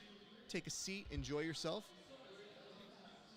I'm very excited that you guys are joining us. Beautiful takedown work by Frankie Edgar, who doesn't get the takedown all the way through. All right, we're back. It's a 3-rounder. Good stiff jab there by one Frankie Edgar. So very excited about this. In a few seconds, we'll bring on our good friend Mike Frosto, the owner of New Ground Jiu Jitsu, who has been kind enough to let us be here for, a day and a half? Actually 2, if you consider that we've been here since Friday doing our thing. But appreciate y'all. Nice combination there. Frankie Edgar making good use of his boxing acumen here, which is cutting the distance of the reach advantage, which you would assume would be for Vera. Catches, has a single leg. Vera quickly gets his leg out of danger. And yes, ladies and gents, it's time to say hello to our good friend, owner, operator, heart and soul of New Ground Jiu Jitsu, our good friend, Michael Frosto. How are you doing, sir? Hello, Mr. Esparza. I'm doing well. Do you hear me okay? How is your beer treating you? Dude, this one's good. This one's actually really good. I was trying to read it beforehand to figure out what it was. Still haven't fully comprehended, but it's good. Okay. I like it. Hey. I don't know what a strata hop is, but it sounds nice. It's Eric Estrada. He's the star of Chips. It's very sophisticated. Yes, very sophisticated. Well, first off, cheers to you for your man. Team going 11-2 today, sir. We have That Frankie Edgar in the guillotine. guillotine, Woo. but that's not going to happen. Oh, no. I don't know He's about only got that. a half Look at that. guard. Look at that Got him arm, a half though. guard. All Now right, there we Frankie's go. on top. There we go. Do That's you what I was ever looking for. do you ever get to that point though when people get a little old where you're like, hey, do you remember how to get out of that? I hope so. I'm concerned. Yeah, definitely do. Okay. So Frankie has signaled that he has no signs of retiring. How do you feel about that statement? About which statement was it? Frankie Edgar's kind of like, yeah, I got no plans to retire, guys. So don't even think about it for this fight. I mean, he's not getting beat. Okay. Very bad. You know what I mean? He's not getting Embarrassed. outclassed Yeah. entirely. He's still in there. He's still competitive. I mean, he's still got the proper skill sets, I feel. He doesn't, he takes damage, but he has the ability to wrestle to eliminate that possibility of getting outboxed or kickboxed or anything like that. I mean, right now he finds himself in top position. Dude, landing some heavy shots. So, I mean, he's still got it. He's still got Frosto, it. but when do you know to get off the ride? Like, at what point do you go, shit, I should probably stop doing this? I mean, depends what his objective is. At this point, I don't think he's going to be world champ at 35. No. I mean, the people in the top 3 and 5 are just too much. Yep. Too much for him. But if it's just for the sake of fighting and to challenge himself and stay up, I mean, as long as he's staying competitive, which he is, I mean, why not? I'll be Keep it real with going. you right now. Him pulling Vera is a very tough pull right now. Of current fighters, I thought Vera was like, damn, dude, I have such respect for you for coming out here and being like, take this fight. Yeah. Motherfucker, I don't even give a shit. I will go up against him. So And he's going. I mean, he's putting it on him right now. I mean, dude, he's in guard, but he's still active from inside of that guard. Even from the feet. They started off. He landed some heavy shots. Yep. Do you have a particular favorite fight of Frankie Edgar that ever speaks out to you? Man, honestly, the Faber fight was a really good one. His wrestling shined through on that one. And for Faber being, a pretty substantial wrestler himself, Yep. dude, his timing in that fight was unreal. Oh, no. Oh, he's taking heavy shots, though. And we're talking about Those those are questionable. those up kicks Yeah. that are almost like he's bicycling off his face. So what happens in that instance? When you posture, you're standing, they're throwing up kicks, and you look away. Yeah. Is that your fault if it lands in the back of the head at that point? That's never really happened. Yeah, that's tough. It almost looked like he was trying to do that thing where you let somebody have that omoplata, but instead you get kicked in the face as a result of Repeatedly? it. Yeah. Yeah, Oh, that was man. interesting. I wonder if that would have Well, here's caused the issue. significant damage if that would rule anything. You know that's when the refs go, not in charge. Don't know how to call that one. Again, I want to make sure that we give you due process here and credit, because as we wait for this to go into an inevitable second round, you've been so kind in letting us do our thing here from today, man. Like, this has been so fun to be able to take this remotely. I know there was concern for us in terms of if this would be too loud or even if we had some people watching, but it's kind of cool to be able to do both, where you get to see, like, listen, there's Michael Wong doing jiu-jitsu with your dog. Some of our friends are enjoying this fight, and we're still able to put on a broadcast. So all things considered. It worked out really well. And now we'll see later on how the dog bark comes up in the broadcast. But no, that was the only way to really find out. I mean, we talked about it, but you can't really know until you do it. And either way, it would have still been a good time. So. We talked about it, and it became very complimentary of, I don't want to ruin your party. And you're like, I don't want to ruin your stream. And then we just kind of said, like, I don't think either will ruin the other. But we might as well just see what it sounds like and then go from there. Exactly. And no, it worked out perfect. It's been nice because we've been able to feature some of the guys. I'm sure we'll probably pull on somebody else. But it has been interesting to hear the commentary and analysis debut of Michael Wong. So I won't ask about that. I mean, he did 4 accents. I'll let you know right here. It says, Andrew Loya had a comment that says, I was commenting on behalf of your partner who was using the accents. I appreciate that he chose to drink a Modelo and eat a banana on the broadcast. That takes a whole new level of confidence. It's that to comfortably do that. He mocked the bananas for not being ripe enough, and then 6 hours later said, I'll have one now. Not only did he eat a banana on the broadcast, but he plainly held it within sight for about 2 minutes. Did you see the way he ate it too? Where he would literally turn it upside down, like he would go, "Oh, here's the banana. I will allow it to dangle out of here." Magic tricks. That didn't work out. No, it did not. Let me ask this: I feel like round number 1 has a question mark of, do you value Frankie Edgar's work from inside of that guard as more proficient in terms of winning, or do you think that Vera was the one who won that first round? No, I give that one to Edgar, because even on the feet, he landed a lot more shots, which he's doing again in round 2. But the initiation was from Frankie, so the takedown was initiated off him, which again, back to the takedown, beautiful timing. But yeah, Chito didn't do much damage. He did a little bit once Edgar completely stood up, but not damaging.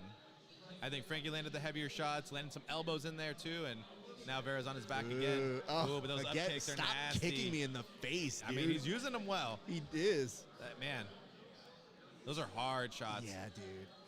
And honestly, they're probably some of the more significant strikes that he's taken throughout the fight. Yeah. Because I think he's been like, all right, I got punched, no big deal. I get punched all. Oh, this kick, fuck. So what do you do when your significant strikes are all up kicks?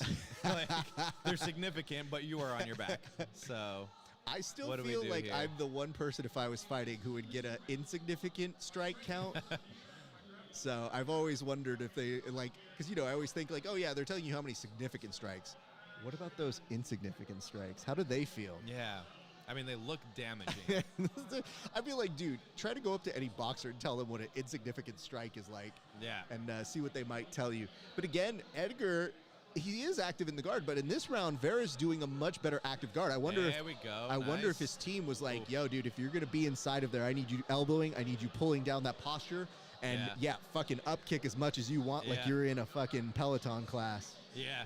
But now Cheeto's putting the pressure on him, making Frankie backpedal, but Edgar's been landing a lot of good shots. Been getting in and out, clipping him once or twice, getting back in. Nice. On the single again. I would like to say this, though, and I don't like this disrespect that we show to older people where we go, okay, he's done now? Is that the onslaught? Okay, now I'm just going to put the pace on him and just make him feel exactly as old as he is. Because right now, I mean, you're noticing that even though he's backing him up, Frankie's now expanding some energy, doing that backwards sort of stance. So I guess that would be my question. As you approach the older age, you could still have the skill. You might lose a little bit of timing. You can, work that a little bit. But the conditioning is going to dramatically drop no matter how much you're pushing, how much you're working. That could still start to diminish. Nice knee there by Vera. Chito looks like he's in the first 30 seconds of round 1. I think so. I think that you mentioned that. My secret has always been to not have cardio. And then that way when people go, man, your cardio feels really good, what they mean to say is I had a good 20 seconds. So it's always an upsell. When you see this, though, I mean, oh no. Yeah. Okay. Oh, man. Edgar's backpedaling a bit here, but fires ahead. I mean, there is something to be said about experience in terms of Edgar seems to, when he knows he's in trouble, land upon a let's be calm and let's throw a combination to at least get some kind of respect before I start to do anything else. But man, I mean, again, Vera's that fighter that I've been very interested to see how his career has come along. He's been hitting a stride. And again, Edgar is somebody who I think is a good match. So whoever put this one together, nice kick there by Edgar, actually. I mean, now you can tell Edgar's waiting for Yeah. Chito to throw and try and time another takedown, but Yeah. he's not taking it. Well, He's taking his also, time. I don't know that you really want to get either kicked, kneed, or a flying Hadouken Yeah. in between any Neither of are those good. there. Neither are good. But meanwhile, though, I mean, Vera has been stalking him way Yeah. more here. But he's And- not landing much. That's the thing. He's Agree. pressuring him. Agree. So what? I mean, But is that part whoa, of the... whoa, that was weird. Uh-oh. I think that somebody hit the reset button on Yeah. Frankie all of a sudden mid-round. He's got the Windows DOS music that just Yeah, happened yeah. when he was about to power down. All right. That definitely was Vera. Oh. Okay. Oh. Damn. Did he just flip When the you bird right flip there? off the answer, there's a problem here. Uh-oh. There's a problem. I mean, I've been mad at you during a round, but I One, don't you think got to I've ever... respect your elders. Two, you got to respect your legends. That's. I don't know how I feel It's about kind that. of, you know what it is? I think what ends up happening is after fighting a Sugar Sean, you get to a moment where you go, I will become the villain. Oh, that knee wasn't too bad. No, it's... So the most of it landed on his chest. Yes. But it made him a little discombobulated, which was Yeah. more the issue. So Thigh landed on the face. I get nervous when people get discombobulated and can't find their footing, which Yeah. then puts them in danger of the follow-up, not necessarily the impact they took. Right. Andrew Loya says, no hispect. I agree. There is no hispect in Yep. the wild, my friend. But again, I think what you're mentioning is even though Vera isn't landing, I feel like that's not even the plan. I think it's really to draw out the energy of Frankie.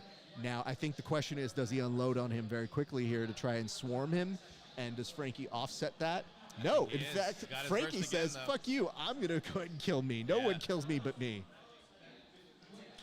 It's gonna be interesting last round now that Frankie's more fired up than the first two. Yep. It's a very interesting strategy for both these gentlemen. Good combination. Both I'd like gents to see him landing. go back to that wrestling again right away. Just put the pressure on him, start shooting, or at least some setups, some feints. Do you feel, though, that he's saving that for the last half of this? I don't. I think he's just waiting for good timing. I don't think he wants to waste any movement. He's just Okay. looking for a right spot. But I mean, unless you feint a couple just to get some reactions, it's going to be hard to just set it up from scratch. You know. Well, we're getting some people who are chiming in on the Twitter. So if you're to believe the scores that you're seeing Wow, from people who are going 19-19, in, huh? they're saying 19-19 all. So maybe that is the reason. Maybe in his corner, they're like, hey, bro, it's close. There was a couple people that were talking about that in the past, that there's not enough draws.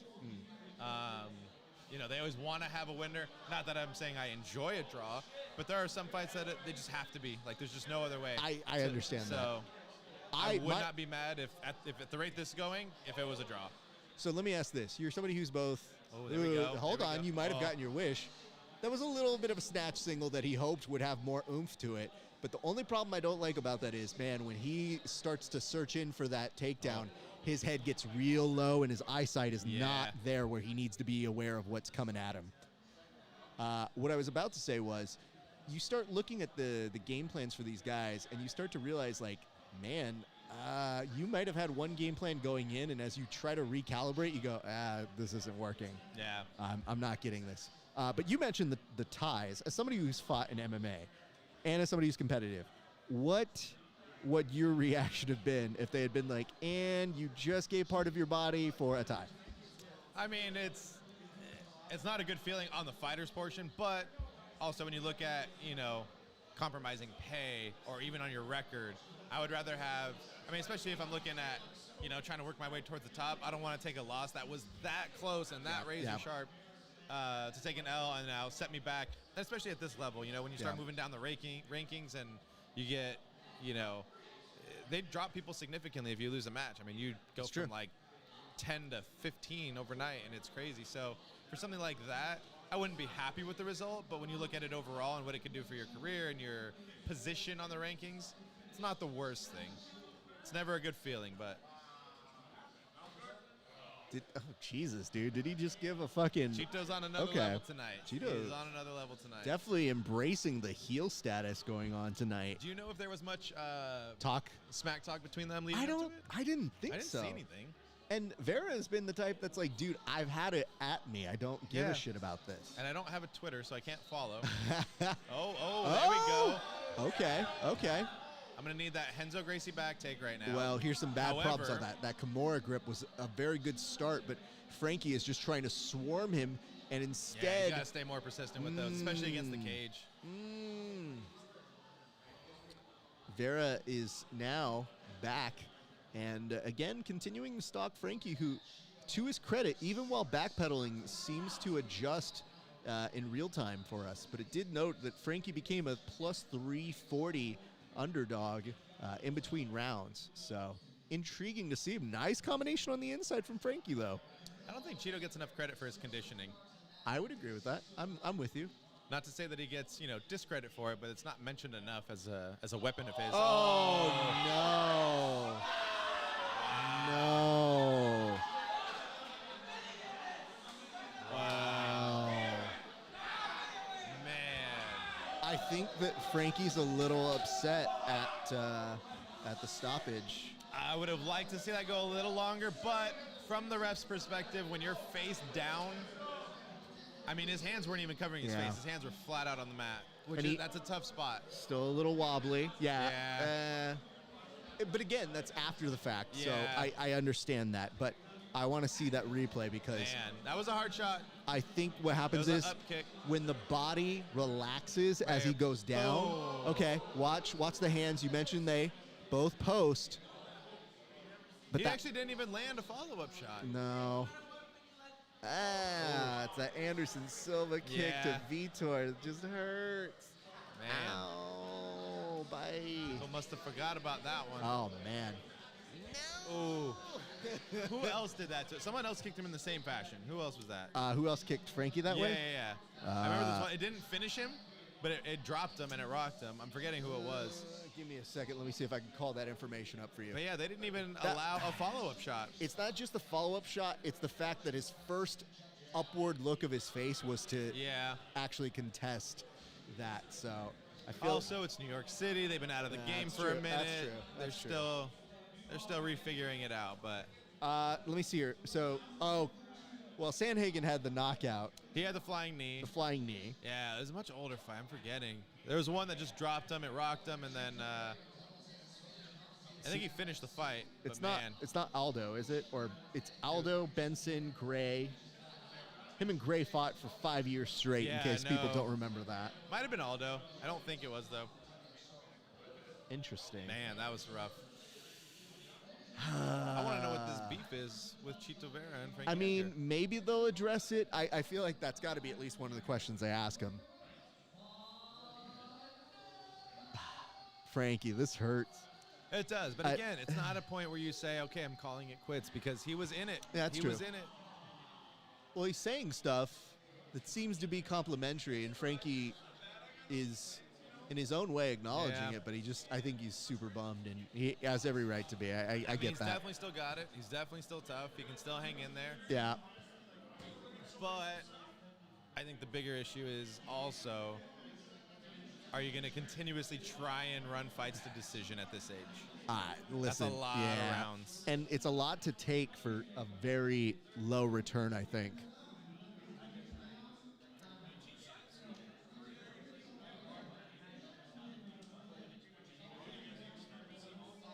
Is he saying that he was wearing him down? Subtitles. Is that what he's saying? Subtitles. That is his 10th win in the bantamweight category. Only behind Dillashaw, Sterling, Askau, and Faber. Dillashaw still atop of the heat. It's just crazy to see. Huh? Which is crazy to see. Yeah. Where I would like to see where TJ is ranked and where Cheeto ends up ranked after this fight. I think TJ's still going to be a little not ahead of him. I think he's still ahead of him quite a bit. Yep. Cheeto versus Cody, maybe. Okay, I'm with could that. Be a good one. That would be fun. Oh God, That was hard. It's so sad. Man. Andrew Loya just chimed in and said, "I agree with the stoppage." Well, I don't agree with you. No, I'm just kidding. I mean, it's a fair stoppage. I think what happens is fight fans have to check a little bit of their biases and their favoritism toward fighters when they see those stoppages. I actually missed the follow-up shot. It was before he even hit the ground. So that's what it was. So as soon as he hit him that second time, that's when he actually faced to the canvas. Eek. You know what? That means we get a stoppage. That means we cheers him. Cheers him. Hey, I'm super happy about that. All right, so camera over here. You will take this cheers, sir. So what do you have to say to Cheeto Marlon Vera? Cheers to Cheeto Vera for a fantastic performance. He took some shots. He got put on the bad end of some good spot, or on the wrong end of some bad spots. But he came back, finished it. But just don't flip off your elders. You just don't do that. Respect the legends, but still a good performance. Cheers to Cheeto Vera. Cheers indeed. I'm glad that you turned that into a morality play toward the end to be like, I give you your due credit, but I also have a few bones to pick. Is that Brady? Is that Brady? That is. Hey, Brady! Yeah. We have to acknowledge Brady's amazing mustache. And what are the coincidence that Zach Alfron has the exact same mustache tonight on UFC and looks exactly like Brady? Brady also competed today. Did he win? He did. I saw. We had a great turnout. So we had 6 guys compete. Overall went 11-2. Okay. And I only say that because 2 of our guys ended up in the finals against each other. So I guess you could say 11-3. Okay. But I consider 11-2. But yeah, no, it was good. It was funny because before the event even started, me and Brady went over to grab some waters and he started asking me questions like, so, what do you think I should do with this? He's like, my strategy is I'm going to pretend I'm a wrestler. He's like, I look like a wrestler. I'm built like one. I think it'll be good. I was like, all right, I'll just go out there and wrestle. He hit like 5 takedowns in his first match. God damn. Let me just tell you guys, he's not a wrestler. But he became one. I mean, maybe he is now. Now he is for sure. But he finished back-to-back takedowns. That first match, he won on points. Took the dude down at will. Took him down, pulled like an old traditional high school wrestler going into a jiu-jitsu tournament. Take him down, stand up. Take him down, stand up. Got the job done, got his experience. And, man, we had a couple of, I'd say we had the most exciting matches of the day. That's awesome, man. Yeah.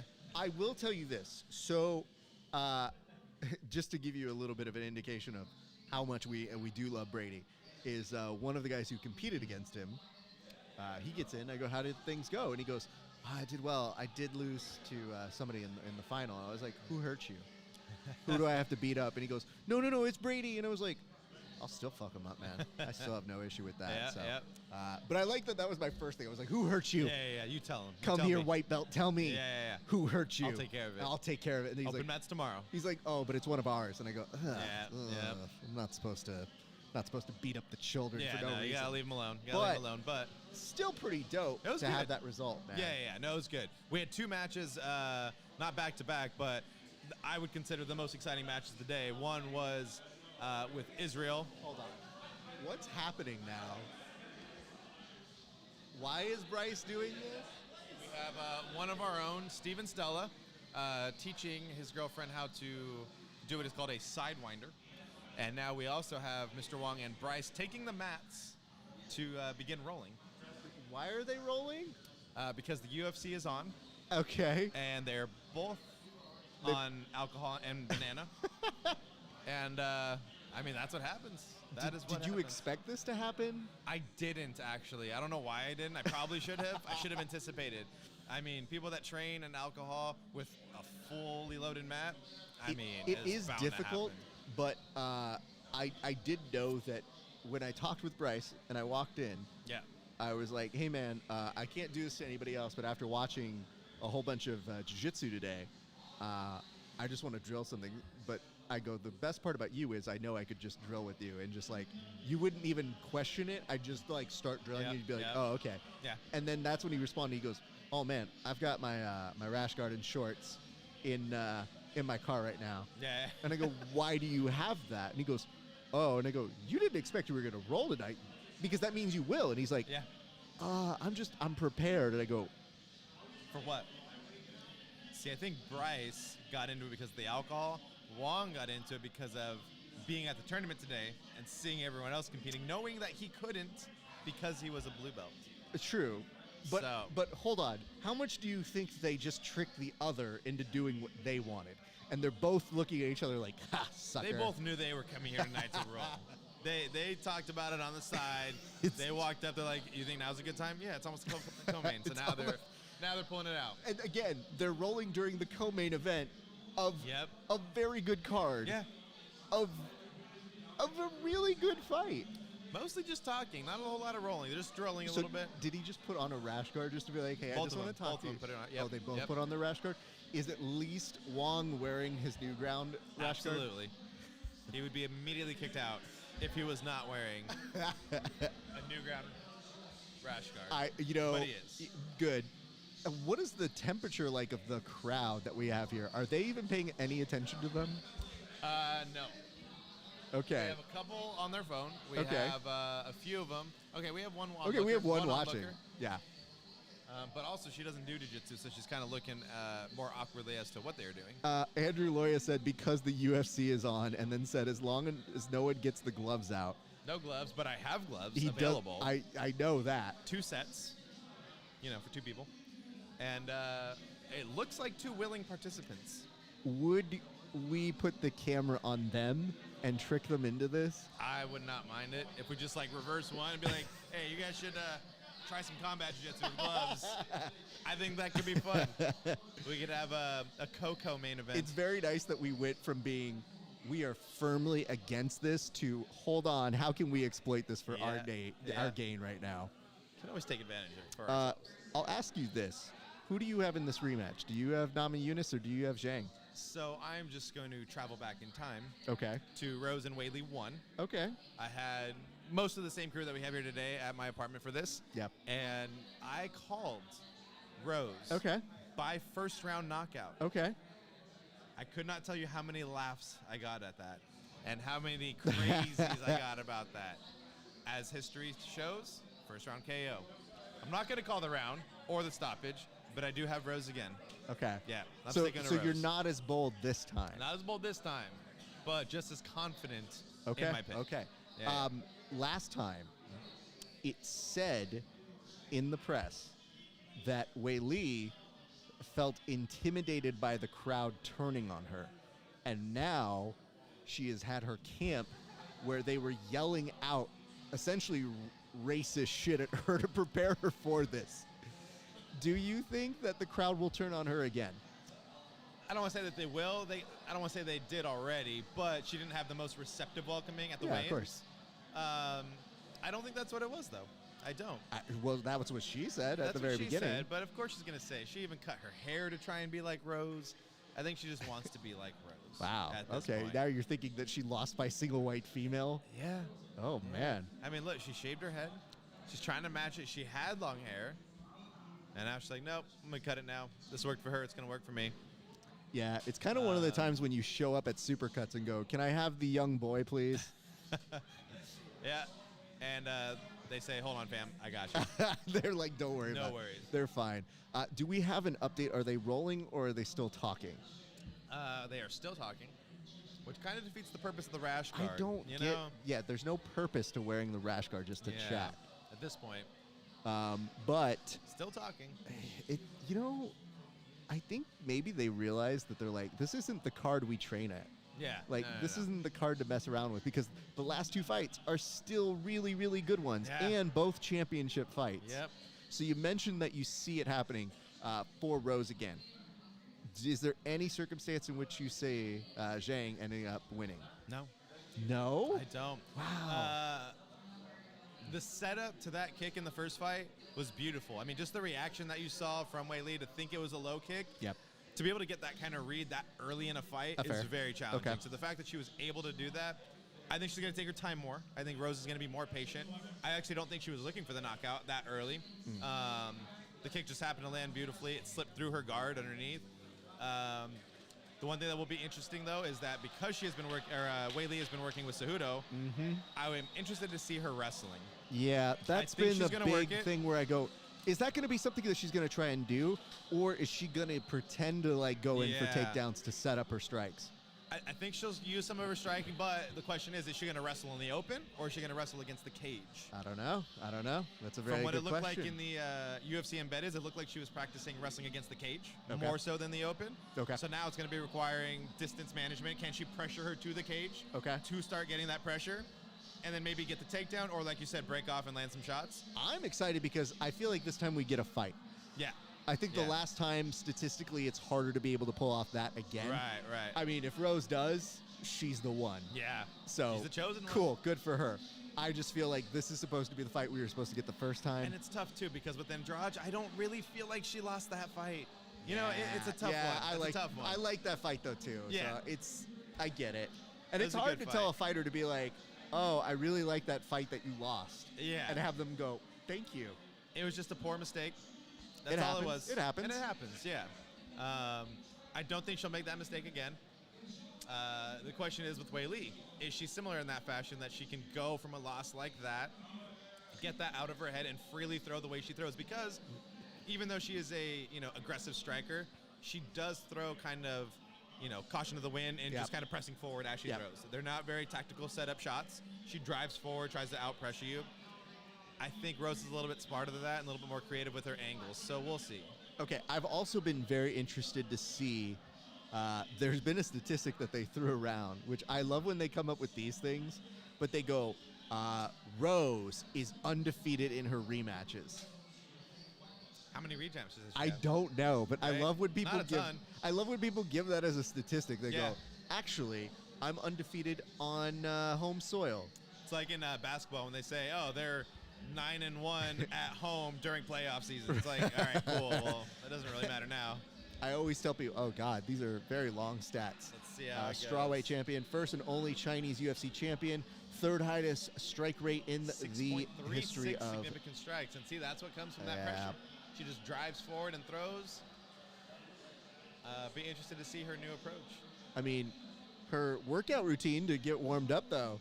That's some good Richard Simmons. She looks confident. She looks good. I she would doesn't say look nervous. she looks a lot better here. Yeah. And they talk about sometimes when you're champ, Yeah. the pressure gets to you. Here it's like, okay, I want to win this fight, but the pressure doesn't have to be on me. It may actually be on her. And I think there was additional pressure on her because she was the first Chinese UFC champion. And not that she has, I don't know if she's done it fully, but there was a push for her to learn English to try and get more of the American crowd and fans and all that stuff. So you never know. I always love when people go, hey, you just won. Great, learn a new language. Yeah. And you go, can I not? Which, by the way, I just listened to the Valentina podcast Yes. on Rogan's. She is now learning her 4th or 5th language. I'm like, okay. I haven't even learned my language properly. If like, you I'm still have seen something in her giving a post presser, it's gross because she takes all the international questions and answers them in their respective question in that language, and then looks at you like, and thank you. Okay, thank you. And you just smile and you look at her and you go, man, you're really talented. I don't know how to be around you. So apparently she's learning Thai as her 4th language, but speaks English, Spanish, Russian. Just imagine in your I forget what the spare last one time. was, You said Spanish though, right? Spanish, English, Russian, and the last one was like a little bit of Korean, I want to say. Maybe. I don't think she said she had it fully fluent, but that she was in the process of learning Thai. I'm like, man, my wife's French. I haven't even learned French yet, other than my dog's commands. Well, that's still impressive because I don't know the commands. So sometimes when I try to help you with the dog, I go, stick around here. Yeah, just Stay. don't move. Don't move. I have to have a sign language combination with him. You just throw up the hands. What do you think about the fact that they actually changed the fight order? to give Trevor some time in between the I fights. actually like that. At first, I didn't realize why. I don't know why. I didn't think about that. But when I saw that they were opening it, it really didn't click to me the idea of them back-to-back. They're not rolling. Oh, they're not. Now they're back. Now they're back. They gave up? Yeah.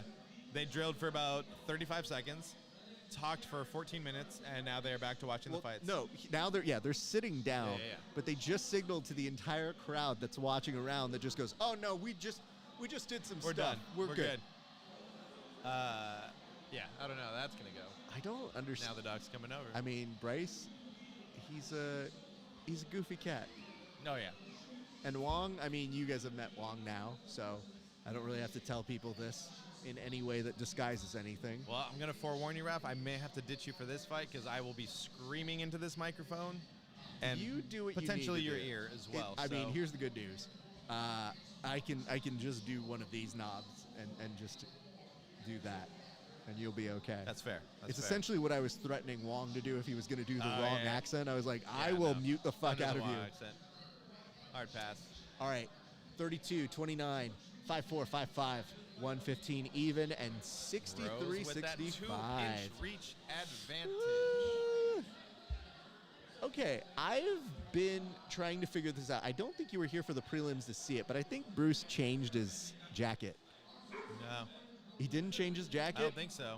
I thought it looked... To be honest, I can't remember what his first jacket was. I thought it looked like an orange hint Oh, maybe. in there, and I just don't see it anymore, and I can't tell. Did he just drop something? What the fuck was that? How baller to have a new jacket for every fight. Imagine you had 12 jackets in my the back God, and you just dude. rotate out. I would if I could. Like a band on stage rotating guitars, but yeah, I need a new one. But I always think, like, bro, you might exhaust the amount of jackets, and then he never does. Yeah. I would love to be the suit guy who walks up to him and goes, "We would like to be your exclusive dealer. Yeah. We have 3,000 jackets. You will never have a Get UFC with the same one."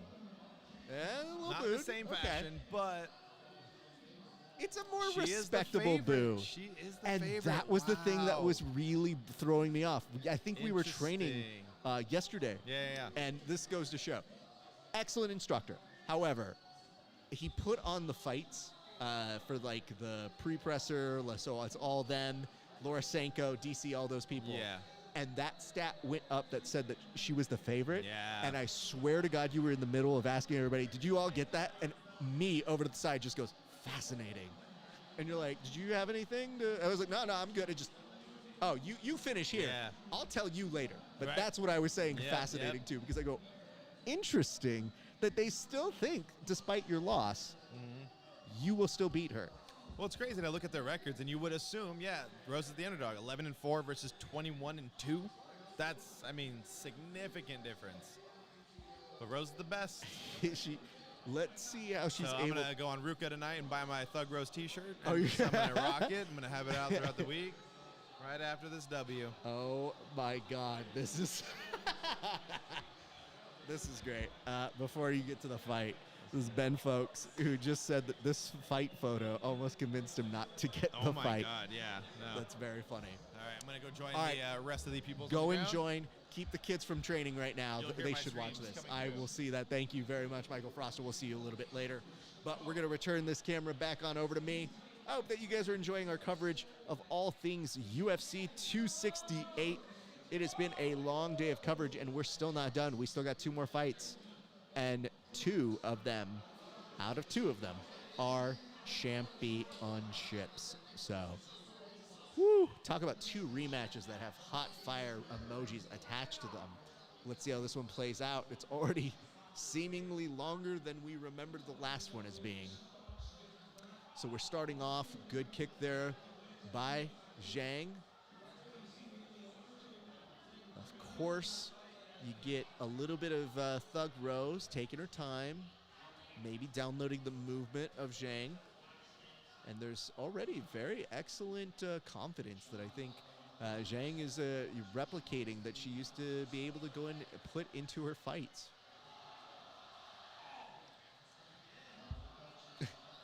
I like that the crowd here, you can hear them getting very into it. They are huge into all things Thug Rose. Speaking of all things with Thug Rose, our good friend Fatima Klein, who is in tomorrow's competition of ADCC as well, she did advance today to tomorrow's competition. She is the biggest Thug Rose fan, and she helped us preview all of this card on the latest episode of Verbal Tap. I would encourage you to go listen to it whenever you get the chance. But, woo, we're off to a good start. If you guys are just joining us, feel free to send some notes in the comment section. And Thug Rose is starting to put into hunt mode, and Zhang this time really wants a fight.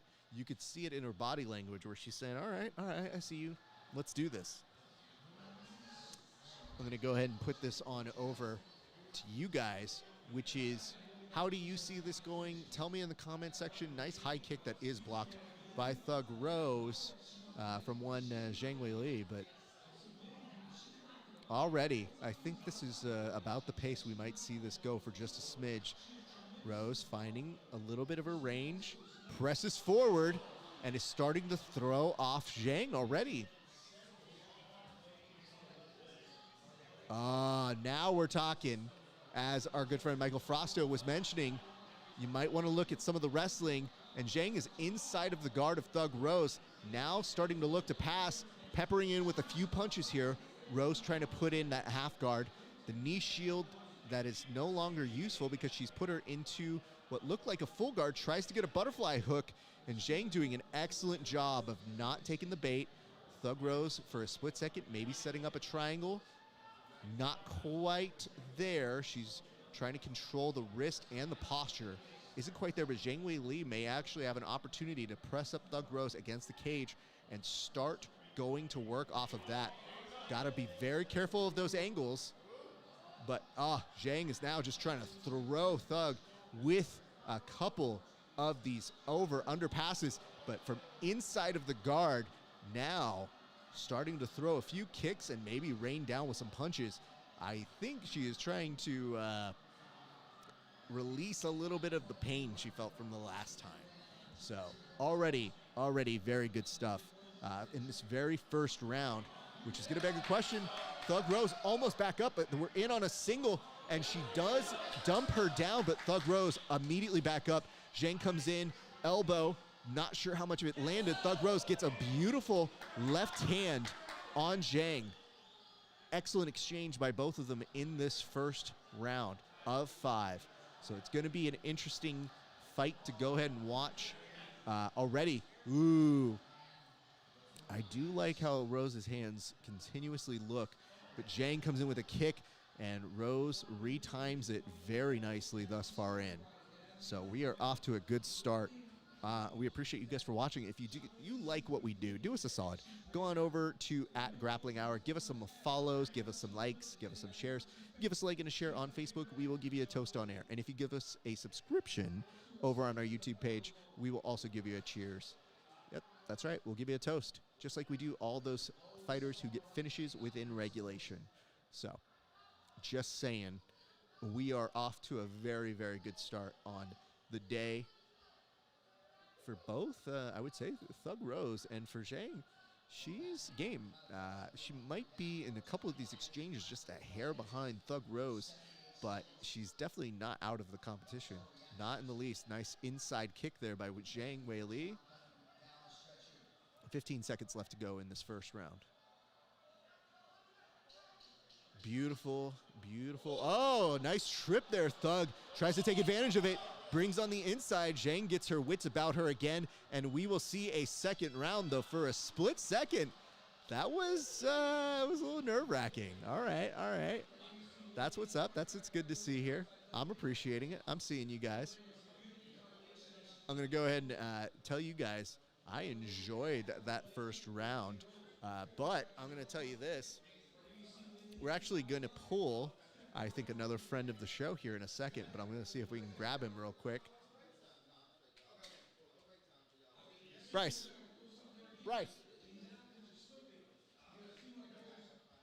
So I'm going to ask a little quick questions. Please take a seat, sir. What did you think about that first round? This is a good friend of mine, Bryce, who, as you can see, is in a rash guard. What are you doing in a rash guard? Well, me and my dear buddy Michael over here decided we had some drills we'd like to run through. Why did you feel that you needed to be in a rash guard to do the drills? completely necessary.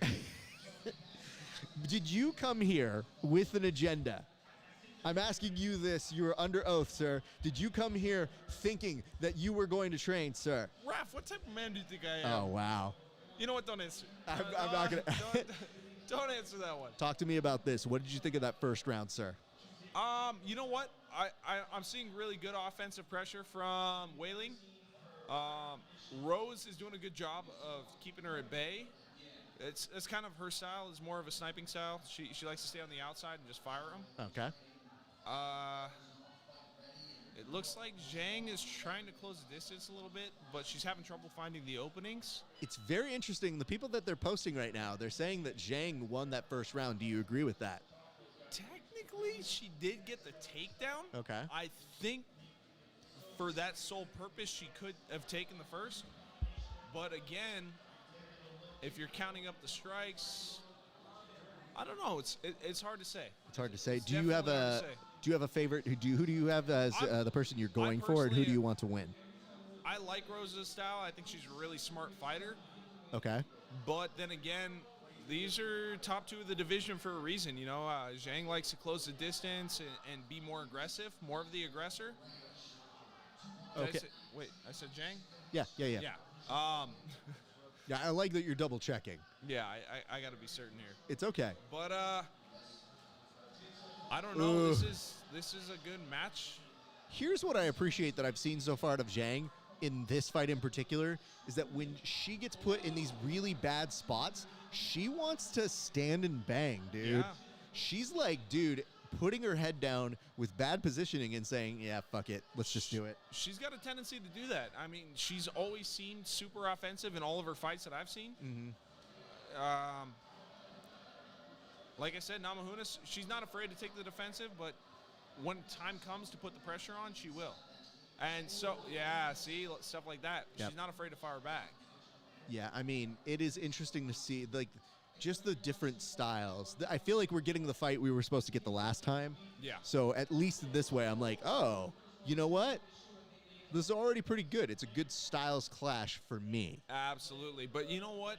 I think there was a good point made earlier. Zhang is definitely opening up to Rose's feints, which could get her caught at some point. But at the same time, she's throwing power. I mean, Rose is going to have to question what she's throwing before she throws it. It doesn't take much from her. You know, it's very interesting. In that first round, Frosto was outlining the fact of what kind of influence Henry Cejudo is going to have on Zhang for this camp. We did see a takedown. Yeah. I do wonder what Thug Rose's team was telling her in between those rounds. Do you have a guesstimation as to what they might have told her in between rounds?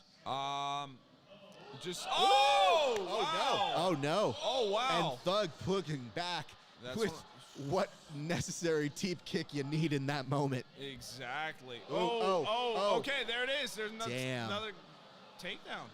And here's what's great. There's a Boston Crab here. She should 100% hit. Let's just be clear about that. Up kicks. She's got to watch the up kicks. Oh, you got it. Oh, dude, she could have had it. Danger.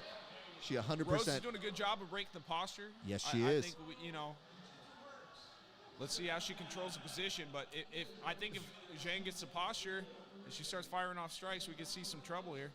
So Froster was helping me outline this match. I want you to describe how you see him sitting right now and watching this fight. If you can see him right over here. So what does Frosto's posture look like right now? Is he tense? Is he nervous? What does he look like to you? I think he thinks he's in there. You know what? He looks like he's actually one of her cornermen. Oh, wow. Oh, interesting exchange there. There we go. Oh, no. Okay. Even for a slippage, just to be able to get back up, that is difficult to do. And you know what I like about these two is they're not afraid to use clinch work. That is true. I feel that a lot of people, when they're against better grapplers, are scared to clinch and start firing off knees. And that's what I wanted to see. There we go. This is really excellent work by Thug Rose, who's using the cage. That knee. She is. I think she's going to be able to do it. But the problem is, it's going to be good for the round. I don't think it's going to be enough for her to secure a finish with this few seconds left on the clock for round number 2. She's got her on the cage. She's got to get the posture and start firing. I'm sorry, I didn't. No. You're good. Interrupt. Please. You're not interrupting at all. Yeah, there it is. Oh. Wow. Hey, and you know what? Props to Zhang, because I saw her close that guard back up with her as she was trying to go for that flurry. So I'm a huge fan of this. I'm going to ask this now because wait, what's that? Don't start wrestling chants. You can't start them here. It's a different vibe. What did you drill? I'm sorry? The people, they need to know. What were you drilling? What was the thing that compelled you so much to drill, to actually put on a rash guard? You know what? Yeah. I saw Michael sitting over there alone. He looked like he needed some company. Oh, no. Don't put that on him. You know me. A giving if person. I see somebody who wants to grow a little bit, I, too, am looking for the growth. So why not apply myself and be a... Answer the question, counselor. What did you guys drill? Arm saddles. I just want to make sure that, first of all, we're cataloging this, that it is, 9:17 p.m. You are in a rash guard. Is this the latest that you've ever trained? What are you, a cop? What's going on here? Listen, I'm trying to paint a picture. I've had some late night rolls, but this might be pushing the edge of my standard. I'll tell you this much. It's important because you're also somebody who's fought before and you also compete in jiu-jitsu a whole bunch. I actually think there is a premium in training when you are normally going to compete. So I didn't know this, but years ago, one of my friends had a 24-hour rollathon, and I promised to help them cover some of the hard hours. So I showed up at like 2 a.m. And I was like, oh my, I've never trained at 2. I'm your guy for that. I know you are. You're a crazy guy motherfucker. For that. And I'll tell you, I'm actually way better at like 2 a.m. I didn't know what to think of it, but I was like, damn, I'm actually probably better at nocturnal hours. So it was a very strange thing. I'm not going to lie. This is hard to discuss while the fight's going on. Go ahead. I've definitely considered doing something like freak hours jiu-jitsu. You know, I have the mats in my garage. Yes, which, by the way, still makes less sense why you would come here to train when we're watching fights. Look at our company, man. We got great people here. It's not about the people. It's just about you and another crazy person looking at each other and going, yeah, okay. Now's the time, right? That's what it comes down to. And literally right before the co-main event of a hot fire event. Anytime's go time, baby. Anytime is go. Okay, I see that. But I'm just letting you know, I still think it's vaguely crazy. But I didn't, I was giving you shit because you showed up here and I didn't know why. But I was like, oh, yeah, you're in shorts? Dude, it's fucking winter-ish or fall or whatever we call this season. Raph, we live in California, bud. It's not that fucking warm.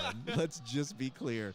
But I didn't notice that the shorts you were wearing were Jiu Jet Arrow shorts. So you literally had grappling shorts in a social event on, which means... If you were to call my wife right now and ask her what my casual wear is, 90% of the time, she's like, why is everything you wear have to do with jiu-jitsu? And it's like...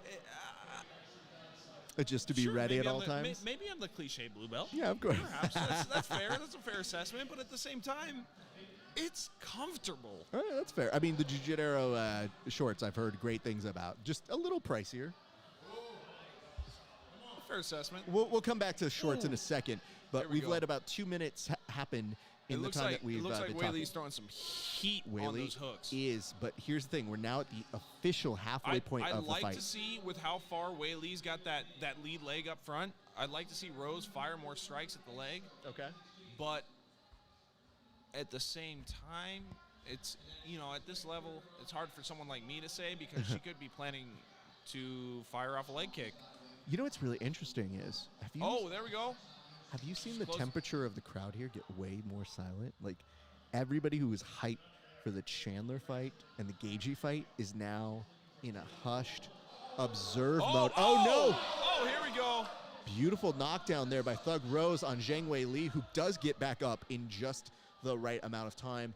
And I think the referee is making sure that there are no fingers in between the little inseams of the cage. Oh, nice. Thug That's Rose. something that doesn't get utilized enough is shoulder strikes. I mean, I don't know if any of you guys have ever felt shoulder strikes, but they feel horrible. Terrible, yeah. If somebody knows how to apply those properly, they hurt. Yeah.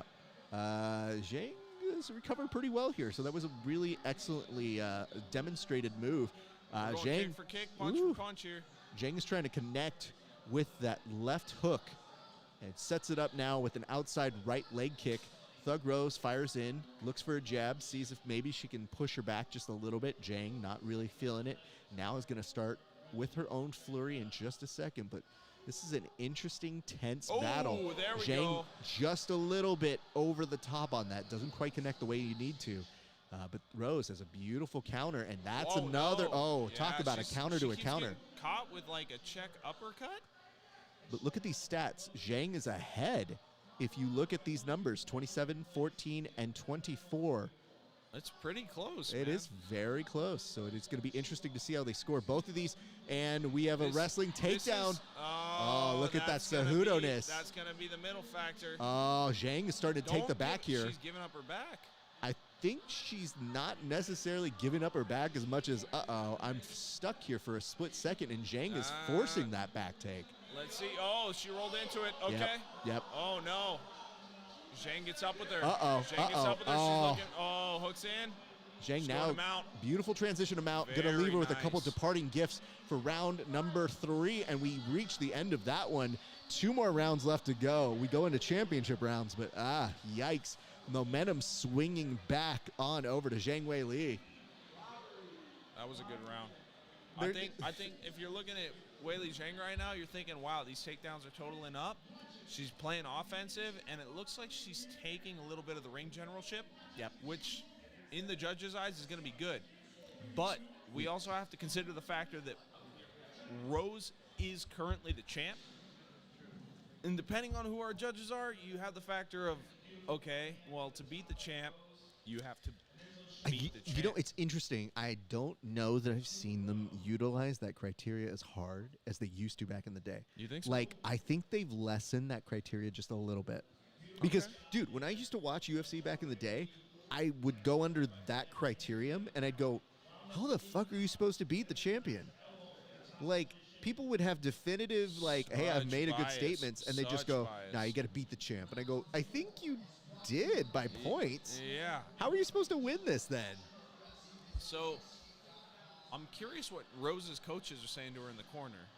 At this point, I think they're probably warning her on, okay, she's going to go for these takedowns. We might need to be prepared for some kind of reaction, whether it be an uppercut or some kind of leg kick as you see her starting to come in. Be very weary of how easily she's getting some of these takedowns. I think at this point, yeah. 30-27 I do not agree with, but I do think it is close. But it looks a little better. Yeah, 30-27 is still wild, bro. I think at this point, Rose has to start firing off numbers. Okay. If she, nice right there. Oh, and she hit it again. That was 2 times in a row. Beautifully connected. Catches the leg, runs her down. No, Rose. And now Rose is, Back up, firing. That was scrappy as fuck, but it worked. Don't mock it till you try it, everybody. Hey, Ref. What's up? I hope you don't mind me asking, but what are you drinking at this mighty fine? Oh, my goodness. Thank you for asking. Tonight I was drinking the Liquid Candy Hazy IPA from the good folks over at Tarantula Hill Brewing Company, where I did one of my last interviews with our good friend Kevin Ross. So appreciate those folks. Thank you so much. I'm going to go ahead and preview it that way. Stuff right it was good. Did you enjoy the beer that I provided for you tonight? I absolutely enjoyed it. Oh, okay, good. The flavor was excellent. Yes. I know good things about that beer. I wasn't sure who I was going to give that to, but I am a big hazy fan. Are you? Okay, yes. See, I didn't even know that. I just was wondering if that would make sense for you, but we had several hazies, so we were in good shape either way. Talk to me about what you're seeing right now. I'm sorry? Talk to me about what you're seeing happen right now. Right now I'm seeing Rose do a good job of controlling one hand and keeping the hook out, but at the same time, I mean, Zhang is Zhang running is down her. the clock. Let's see where she takes this. And is putting on the pressure. Oh, there she goes. There might be got a one hook. hook in. The second hook's going to be really telling. She almost has it. She needs to just scoot on over to the side, but this may be enough to start some work. And Thug Rose may just Both hooks find in. We got herself both hooks. into a very dangerous situation. Rose has to either turn into her right now or... I think she is yeah, turning that's into really her the into bottom line. guard. Oh, there we go. Okay. Okay. Audience is I would very prefer much to be coming in the alive. guard in an MMA fight. any day of the Absolutely, week. yeah. No, I'm not looking to be giving up my back in any situation in MMA if I can choose not to. Yes. Woo! There I we go. don't Okay, we're working on love some passing here. But she's got a Zhang deep is. under. She's got a deep under the leg. This is ballsy in a way that I can't Wow. even fully explain because Wow. holy shit. We're seeing some good grappling here. I'll tell you this much. I like a lot of things like deep half, not in an MMA fight. No. Don't love it absolutely there. Not. All right, 154 left to go in round number 4. It has been a very interesting affair. Zhang might just still be a smidge ahead, though it could be very close. Rose needs to get her posture back here. Yeah. And I think, so Zhang, the way that she Nice. Ripping opens on the up body, her hopefully- guard is, Hopefully opening her up a little bit. it Just trying to always soften makes her me up a so l- she can posture. a little bit nervous because unlike Rose really does an excellent job of breaking down that posture. I There would we love to go. see Zhang doing that same Nice. thing. But she's got to watch the up kicks because Yep. she gets too high, and when Yep. she gets too high, you know. Okay, so significant strikes have been a little bit of a seesaw. Nice, nice. Wow. Well, right back into closed guard. 1 minute, 6 seconds left to go in round number 4. Woo! She's got to work. Yeah. I mean, that's really the bottom line. She's gotten the takedowns in this round, so Oh. Yeah, Zhang's still trying to. Ooh, God. At some point, it just looked like she was putting her hand over the eyes, but I don't think that was intentional. I just think that was the product of stiff it's arm. intentional. Look at that. I don't know. I Dirty think- tricks. Yeah, interesting. She still has the posture kind of. Yeah, I wouldn't she's say gotta- broken, but just at least busy. One might say. Yeah, you know what? Just throw one. That was literally a lobbed out toss to see if that'll get a reaction there. She's got to clear that guard, get the side control, and start firing. Yeah. I mean, it's too late in the round. At this point, you know, Wei Ling got the takedowns. Sure, she's playing on bottom, but still, Ooh, she's firing. beautiful work from both yeah. of these ladies. All right, we're about to go to the 5th and final round in just a second. Let me say this. I do appreciate the fact that you are willing to be a goon and get some training in. Here's the issue, though. If somebody had handed you gloves, would you have boxed? Oh, no. No? Okay. That's a separate situation. Okay. Okay. I will openly admit that my striking is a little subpar because I've been so focused on my grappling lately that it may not result in the manner that I like it to. And also, these people are nice people. Okay, You I'm know? just saying. So you're thinking it's a fight if they hand you gloves? It could just be sparring, like friendly sparring that you were doing for drilling. I don't like getting punched in the face that much, dude. You know? There's a reason why I grapple, so I'm good. I love MMA, Yeah. but if I'm doing MMA, like, I have to take it a little more seriously because, Yeah. you know, Yeah. It's not any quite hit the to same. the head is still a hit to the Absolutely. head. You know? Absolutely, man. I prefer to remember the year 2009. Yeah, me too. I don't know how old I was in 13 years old. 13. I was Good 13 Lord. years old in 2009. Oh boy, this is a young Was there man anything over worth here. remembering in 2009? Not really. No, but I'm just saying a random Lincoln ass Park, year. maybe? Lincoln Park was way before 2009. They were early. What were you 2000s. thinking? In 2009, they were already like I think they did the Transformers song, and that was about it. Chris Brown? Don't remember Chris Brown in that Don't year. remember I Chris don't- I Brown don't in think that's- 2009. That is not the year you guys I want don't to think that's remember. really where you want to go back. All right, to. here we go. 5th and final round here, kids. Okay. All right. Wei Ling opening up with some shots. And Rose. It was just a Nice. flurry block that she just threw at her. She's trying to keep the distance. But look at Wei Li, who wants to come in and try and go for that takedown again. Literally signposting that. Not even a snatch single, just seeing if she could close in on the body and get those underhooks. It's a very tense fight, my friends. Again. I'm going to be honest. Yeah, I what's up? have Wei Li up this fight. Okay. Do you have her by, I would assume that would be 3-1? Oh! What a There we beautifully go. timed takedown. That was what she needed. Now she has to work from here. She has to work. The scorecards are way too close. She has to start closing that gap a little bit. But even on her back, Wei Li's still putting in some of these elbows, so good on her. But takedowns 2 for 2, which makes her at 100%. She's got to get past that guard. Oh, look at these hooks. Nice. Oh, Zhang, you would have doing great leg you play. would have gotten me straight into my heart if you had figured out a footlock from there. Yeah, that's what I'm looking at. I'm seeing some leg attacks, but here's the problem. In MMA, It's you MMA, start it's throwing not up the leg same. attacks, you're going to get caught. I mean, you either are so proficient at it, it's not a problem, Exactly. or you basically decide you Nice. might go night-night. Nice. She's just keeping it super tight. Right back into Wei Ling's guard. Again, Zhang, not as crisp. Up I mean, kicks, the up up kick's kicks. good on her, and she does manage to get her guard back continuously. So I do have to give some props on that. But again, it's just that guard makes me nervous every time I see it. Absolutely. Oof. And Rose working way better from inside of the guard this time. You know what I don't see a lot of? Like, it seems like they go straight to standing guard a lot, but they kind of skip on, like, a knee staple on the leg. Okay. As soon as they open the guard up, Okay. it would be nice to see, like, a knee staple to a cut-through pass to side. I mean, it just seems like Rose gives a lot of space on these Oof. passes. Yeah. Which is understandable. I know she wants to fire off strikes on the pass, but Wei Ling's playing a really good guard. It's interesting because if she has 2 minutes to work from passing in this control over to side, that could be very interesting in terms of how the judges see it, because I know we say that we think that we had Nice. Zhang ahead, but it is There we go. close. Right back in. Ugh. Right back in. And she she's still is getting able into to close. triangle Oh! territory. We're in triangle. Oh. For a split second, though, you could see that triangle happening. Interesting. Okay. Okay. Ooh. Now that's a little bit more of aggressive post on the face. We got some chanters. Definitely USA. some USA chants, which, okay, fine.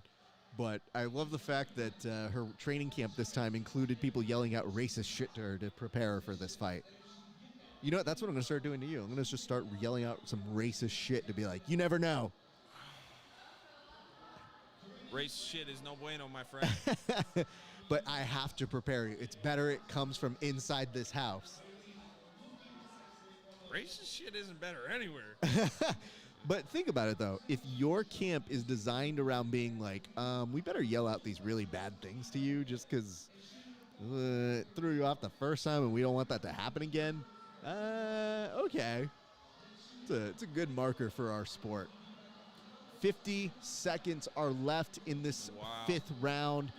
And Rose, you got to work. Ooh, you have to work. Playing inside a guard is not going to get you the win. But you know what, though? It's not just that. It's now thinking, okay, even if it is a close fight, are you really going to let it be this close? She's doing a good job of keeping her head back on the up kicks. There you go. Fire some kicks. Is she waiting for her to stand up? I think so, but I think she's also she waited her time. That was great timing on her part. I think Rose was letting her almost get up because I think that Zhang was probably not going to get up for fear that she might get struck in route of standing up. Back this whole round. I mean, that's Whole round. that says something to me Yep. personally. Frosto is yelling out, "Thug Rose is going to win the decision." I'm with it. I don't know that I see her winning the decision. Wow, what a fight! Aw, they're friends. Yay! I can openly say that these two women are gonna stay on top for a long time. Yeah. Like in comparison to the majority of the competition in their division, I think that their well-roundedness is gonna carry them way far. All things considered, Zhang looks just fine, as does Rose. They do not look like they were in a 5-round war. No. Just No, from they the look look. great. They look just fine. Credit to them and their talent. Shevchenko too, man. I mean, like, Dude. you got Shevchenko, Drzdekevich, Zhang, Namajunas. Like, Shevchenko's such a beast. These chicks are just Woo. resilient. It's going to be interesting to see how they score it. I'm for very them. intriguing. What a scrap. But again, this was the fight I wanted, honestly, the first time. Absolutely. Absolutely. And credit to Thug Rose, I was definitely pleased. But you know when you see a fight result that happens and you go, I kind of wanted to see a little more of this. I know we're done. Oh, yeah. And I know they're happy, but damn, it would have been fun to see this play out a little more. I think at the end of this fight, they really both left it all in there. Okay. And, I mean, it was such great work from the two of them. Here's the issue that we're going to run into, which is that if Wei Li gets the decision, we're going to see a third fight. Yes. Bar true. none. That's true. So. Which I wouldn't hate. No, I don't hate that at all. It's just a matter of when we see it. Yeah. But, such a good fight. Okay. We're just moments away from a decision, and the fact that we have a little bit of wait time does give me pause, and thinking it might be close. Normally, it's pretty quick if they pull them back in there and then they just go. But they are definitely tallying it in a very, very calculated and elongated time. All right, here we go. We got a decision. Let's give you the score here in just a second. How do you have it? Let's see if oh, you don't. You just want to wait? Okay. Let's see if that rule earlier that we discussed. You know, you got to Frosto beat is the already champ to beat the champ. Ross already putting his hands up. All right, let's hear what they did. That was close. Okay, 48%. Oh, no. Split. Oh, we got no. a split.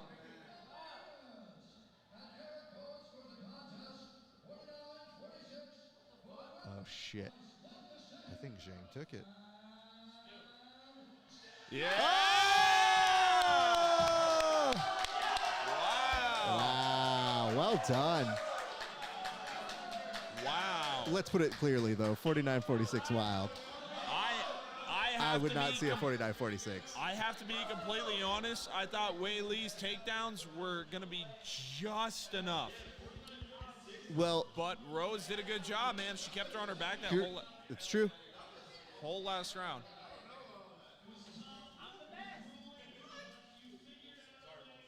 So now they're in the middle of talking it out, and there's Holly Berry, everybody, just chilling. Rose says that she was confident that she won it. But she said that she was present in the moment and she didn't really see anything else happening. So Joe's now asking, what did it feel like to transition from you knocked her out very quickly in the first time? What did you feel like this time coming into the fight? And Rose says she definitely had a feeling this was going to go a much, much longer and more insane fight, one might think. You know, I gotta say, I think that's the loosest shirt Joe Rogan's worn. It is, you know. Years. Maybe he gained a little bit of weight, man. Get off him, dude. We all can't be thin forever. He's still filling it out. I don't mean that in a negative way. He looks great. Listen, bro. Man, when I hit, it's 50 plus, yeah. 50. When I hit that age, dude, I hope I look that good in the suit. That's all I'm saying, you know? Yeah, no, I get that much. They're going to go over to Zhang Wei Li and do this. So are we keeping you from further training? Are you done for the night now? Where do you stand in terms of this rash guard now? I thought there was a sub-only tournament after this. What's going on? Bro, I would not have bet on you right now because I already saw what you drank. So this is the thing that I think that people aren't acknowledging enough. You ate and then had beer and then said, you know what, I'm going to drill. What better time to drill? Okay, Raph? okay.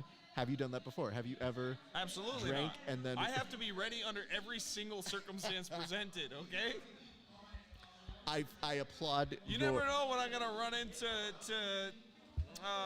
what's the guy I listed earlier? Cody Steele? No, Pixley. Oh, yes. He's trying to get a super fight with somebody right now from the Daisy Fresh crew. I'm not saying that quite yet. Okay. But you wouldn't turn it down. Yeah. It could be a wild night at Buffalo Wild Wings, and I start seeing red, and the bodies start hitting. I'm kidding, guys. No. He's way better about his nonsense. But I still find it interesting that you came in with an agenda, you still watched fights, you still absorbed it all, and you still found time for yourself to get a little bit of training in. So I do have to applaud that, though. My one critique that I will give is that you will now have to wash the rash guard from doing minimal amounts of training. Who said me and Michael are done snuggling, dude? I asked you if you were done, and you were like, I don't know. I don't know what's on the agenda. I just go with the Okay, flow let of me the ask this night. right now. Look around the room. Who are you trying to have a super fight with? If all things considered, who would you have a super fight with? Andreas? Yeah, I think Andreas' shoulder right now gives me a great chance. Bro, oh man, now I know what I need to. I know that I am taking no mercy with you next roll. I know that next time I'm just gonna be like, Honestly, oh, fuck this Raph, up. What's up? I'm just waiting for you to wrap up the podcast. Yeah, I know you're gonna try and attack me. The issue is, I think you know that I'm way too game, and more importantly, that I don't think you understand the adrenaline that I get from this. So you guys compete. My adrenaline comes from this. I'm untouchable after this. Dude, I'm like 9 beers deep. All right? It's no more adrenaline. It's just sloppy fun. I understand that. I appreciate the fact that you're in for a good time and that you're always nonsensical. I've always enjoyed being around you for these fights. You're a good person. You're fun. I know you're always checking in with us on our Fight Companion, so I'm glad we were able to watch a fight together, Thank sir. you for having me, dude. I Tell the appreciate people where they can find you and all that sort of stuff. You guys can check me out at Bamangillo on Instagram, BAMONGILLO. Hopefully I have more competition footage for you guys, and you know, hopefully I can keep it a little more active for you guys. I'm trying to pick up the social media, but I'm just breaking in. So, you know, give me a little bit of time. I'll have some good stuff for you guys. And by the way, I do want to compliment you. I don't know if we ever released it, but during the WWE BJJ week, I had to say, you waited to see if we had any more submissions, and then you sent me a video of you trying to land a Boston Crab Oh, it was fantastic. on your dude. Now, I just need a little bit of context. That dude was not a willing participant. No, not at all. Okay. But you had somebody filming you, so Yeah. you knew there was going to be a possibility of you not hitting the move. But this poor dude, this poor little guy, who's, what, half your size? Do you know how this opened? No, go It was ahead. very simple. I just looked at him and I said, hey, you want to see some cool shit? Oh, God. I was like, hey, buddy, come over here, record this for me real quick. And sure enough, he came over, recorded it, and he's like, what are you going to do? And I'm like, you'll see. Oh, no. Went horribly wrong. But I mean, the worst part is that you submit him with a regular footlock that he's like, okay, we should be done, right? And you're like, actually, that wasn't what I was trying to do. I'm going to continue going until I get the move that I want. So essentially, this poor dude has to tap twice before he's Raph, being can I ask good you at a question? What's up, man? When you have drilled these on me, Yep. and I am yelling in excruciating pain from your stupid fucking sharpshooter. Yeah, it hurts, I know. Yeah, it sucks. Do you stop at the scream, or do you keep going until you get it perfect? Oh, I mean, I just am entertained by the fact that it's funny to me that, like, there's a certain threshold, so you have to, like, I do this where I go, all right, I know this is where it hurts too bad. I'm not going to do anymore. Because I'll literally let go of the pressure before it's really bad. No? Yeah. No? Oh, and Yeah. Oh, wow. Okay. You guys got to come try these moves with him, man. He's a superstar. I'm just letting you know. There's usually me being like, you talk some dumb shit, and then I go, all right, I'm going to do this to you. That's fair. But the other times you've done this where you go, hey, how does that move go? And then you'll ask me, and I give you the specification to it. I was like, all right, well, I'll give you the secret cheat code. And look what you're doing now. Now you do it to people too. So it tells me that what I've taught you has worked. You've made me into a menace. Listen, dude, but don't you kind of like it? I love it.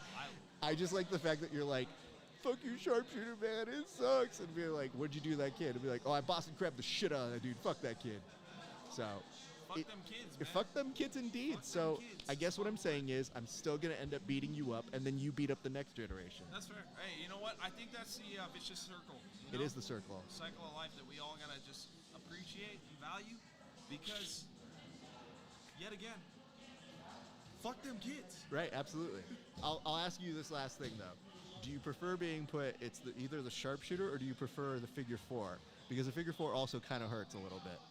It just depends on how you I'll do take it. figure four over sharpshooter. You'll take a figure four that any shit day? Sucked, dude. Okay, because the figure four also has a heel hook component that If you guys could see the look in Raf's eyes right now, you know very well that he is planning to record a technique video with me after this. The problem is I'm not going to do it to you tonight. I'm not. I feel like he's gonna wait, so I'm not expecting it. I think the worst part is when people end up having it done to them. It's always like, all right, here's what I'm going to do. I'm going to do this one move, and then based on how they react, I go, maybe I'll do a second move. And then you just kind of laugh and you go, all right, this is funny. But the worst part is we had people once, I think at Abel's, who then were like, what's the other move? And I go, oh, don't worry, I'll show you that one too. And then meanwhile, you're just becoming an unwilling participant where I go, oh, I'm so sorry. Now we got to show them what a camel clutch is. It's just, it sucks, man. But it's what you get with being an uke. So Fair enough. good enough. Next time, I'll take it. I will teach you the heel hook component of Okay. the figure four, and I think I then like they'll it. pass that way. I like Bryce, that dirty I appreciate stuff. you, bud. Thank you for having me on, man. I appreciate it. Thank you guys for having me. And before I leave, I'd just like to say Ezekiel's don't work. What was that? You can't leave with something that spicy. That doesn't make any sense. Oh my goodness. Meanwhile, we thank you guys for tuning in. We're enjoying our nonsense over on this side of the world. We appreciate you for tuning in with us. We've got one fight left. And yes, that is your main event. So you got Colby, you got Kamaru. So Usman and Covington, and that is coming up next. So very pleased to have you guys joining us. It has been a very fun day of grappling competition and fun.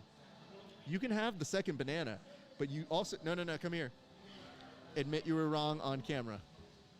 What was I wrong about? You were wrong about making fun of the bananas that you said weren't ready, but now you've had them, and that is within 12 hours. Rafa Esparza, I really apologize for pointing out how unripe your bananas were. But then eating them and proving that you were still wrong. I was wrong. All right, get out. Okay. All right, get out. You don't want me on the podcast again? No, I've already featured you. Everybody's got. Oh, you did just train though, so. I just trained. You just drilled. No, I didn't. I was just trying something. There's a difference. Why'd you put on a rash Raf guard? assumes that like if you try a move, you're drilling it. Why do you have a rash guard on? Because I wanted to try a move. That's So you not put the on same. a rash guard to try a move? Yeah. What? It's also the gym that we're at right now. Buy a shirt. It has the thing. I have a rash guard. Buy a shirt. What's the difference between a rash guard and Buy a shirt? a shirt. If it A has shirt the is same what you logo- wear when you are not training. Get out. Michael Wong, everybody. I swear to God, the people I'm surrounded by sometimes. Yeah, thanks, Loya. I appreciate you, bro. Oh, I should probably cheers you right now. Did you do the thing? Did you end up giving us a toast? Because I'll give you a cheers right now.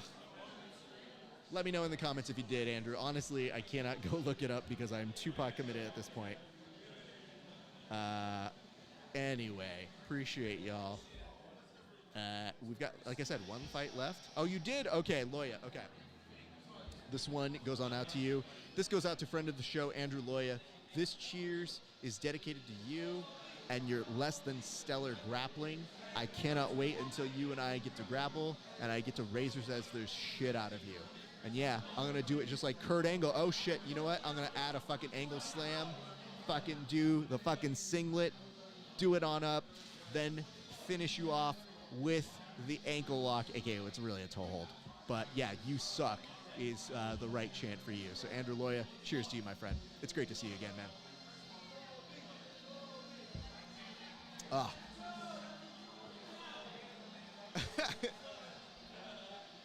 See, now you can combine the wrestling chants.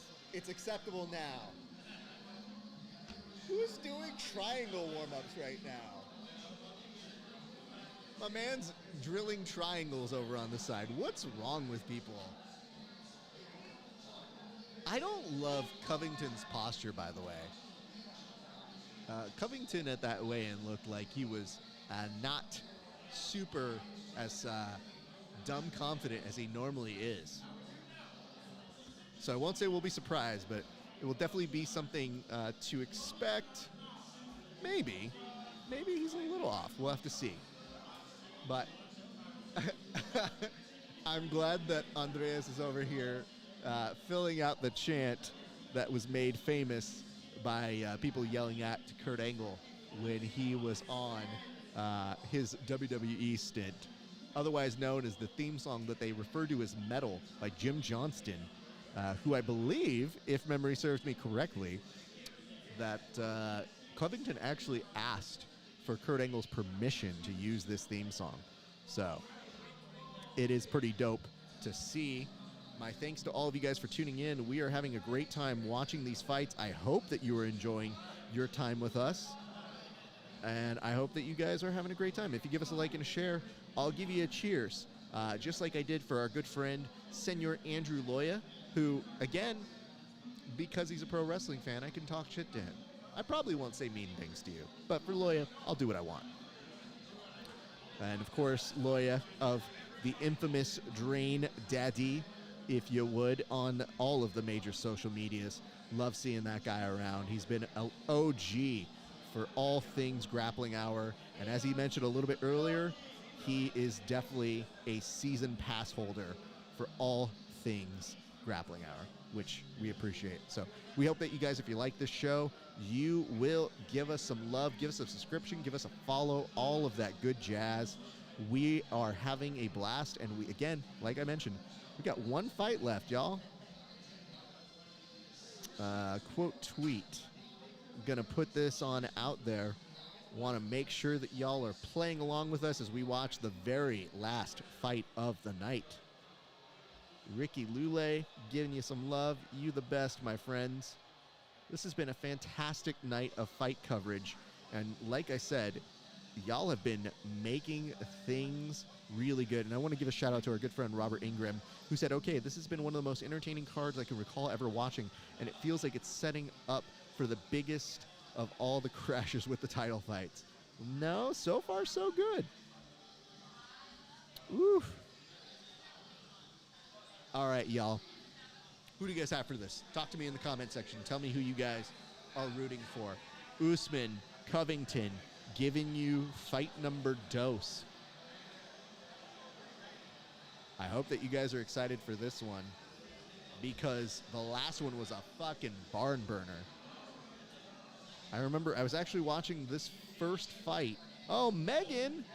Yo, Megan! Oh, Griffin Bloom, you gave us a follow. We have a lot of people to take care of right now. Okay, I got you.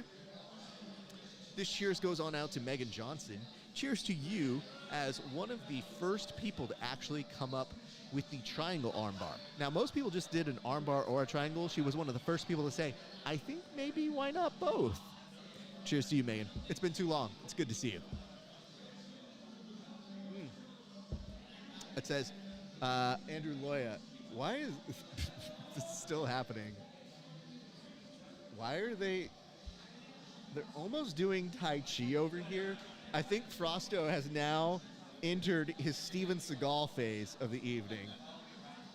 Wow, that was happening right now. Thank you, Loya, for giving us I'll give you another cheers in a minute. But I appreciate you. Yep, it says Usman. But damn, Colby is a dog. Yeah, he is. He can be in there, man. I'm just, like I mentioned a little bit earlier, I'm a little worried about his posture that I've been seeing. Don't know that I love it.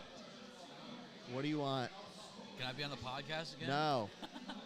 No. I'll watch the fight with you. But we featured you already. I'm making my way through everybody. Get somebody else then.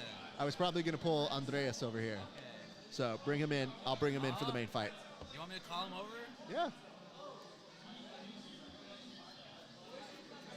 All right. My friends, it is good to see you guys. He said no. Oh, he said no? Did you ask him? Did you ask him, or did I just flick him off for no reason? Oh, look at this man who's now... You don't have to come do this, sir, if you don't want to. No, I don't have to, but I will. Just Okay. for you. Oh, thank you. Did you want to do this? You don't have to. It's a lot of pressure during this fight. I don't want to commentate, but I get excited. I'll do most of the heavy lifting. Okay. Don't worry about that. I'll just like ad-lib shit, like, oh. I saw you were over there trying to get pro wrestling chants happening all night long. All night. I wanted to be that guy tonight, to just chant random shit. But here's the thing. This is the fight where you can do that now. Dude, I hit the old twist the dick off earlier tonight. You know, I had to do it. for the crowd. Okay, let me do this. I have to switch cameras. So look into that camera. Tell the people who you are. I am Andres Martinez of New Ground Jiu Jitsu. Okay. Just a friend of the show and people. Okay. I might look like an asshole, but I'm not. You're I not. promise. You're a good kid. We I'm a all good like kid. you. I swear, Mom, I'm a good kid. Oh, wow. I don't know. My that mom you're- might watch this podcast one day. I don't think she will. She probably won't, but No. one day I'll tell her to brag to her friends that I was on this podcast. But you've also watched me on air when I'm watching fights, right? Yes, I have. I like to go on there. Like, when you interact on IG, you know what I mean? Like, why not? You have an Instagram. Fucking interact with people. Absolutely, That's why that's it's the like, point, go on right? there, yell some shit on there. Rap's always down for it. Have a beer, enjoy some shit. Keeps you informed on the fights. You know, sometimes you're out at like some shitty fucking party that you got invited to and you don't want to listen to conversation, Oh, so no. Rap will keep you entertained. And sometimes I'm in that fucking group chat to go talk some shit to you or throw little hand signs and Oh, shit. that's so funny. go Hey, for you it. know what? You really don't talk too much shit to me, though. I don't. I respect you. That's why. Okay, that's fair. It may also be that I threaten you every once in a while. Daily. And I'm hurt right now, so I kind of I want know. to keep my belt. Dude, that's the problem. So the only time I've really aggressively attacked you with pro wrestling moves. Now, granted, I'll throw in a couple just for shits and giggles. But the only time I really aggressively went after you, and I had never put you into a sharpshooter until this moment, was when you put out the belt and you go, "You can't take this from me." And I was like, "Oh no, I know. this is bad news." I'm not gonna lie. I didn't think you would catch me in it, but it was pretty brutal. It's one of the most devastating. It moves really of all time. is. Like, Right. I understand why Bret Hart was such a great fucking champion with that move. My favorite is that they did this thing where they go, "Hey man, that's gonna hurt," and I go, "This is how he learns." I mean, I respect it. I respect the art. But you know what the important thing is? Now I feel like I've taught you that you can do a proper sharpshooter and hit somebody with that I move. most definitely can, and I think one day I will hit it in a competition. Like, someone might be mad about it, but fuck it. You know Somebody what I mean? asked me, they're like, "Is that one of your greatest wishes?" And I go, "Not really, but if somebody did it, I'd be like, oh fuck, Dude, I'm like, dope." again, I don't know if there's a conspiracy about that kid with the Boston Crab that he pulled it off Oh my before. God, by the way. But I mean, Yeah. someone pulled it off. Why not? I mean, here's the dumbest part about that we've fight. seen twisters in jiu-jitsu. I mean, in MMA fights, why not? We used to have this rule. Steven Seagal taught a front kick.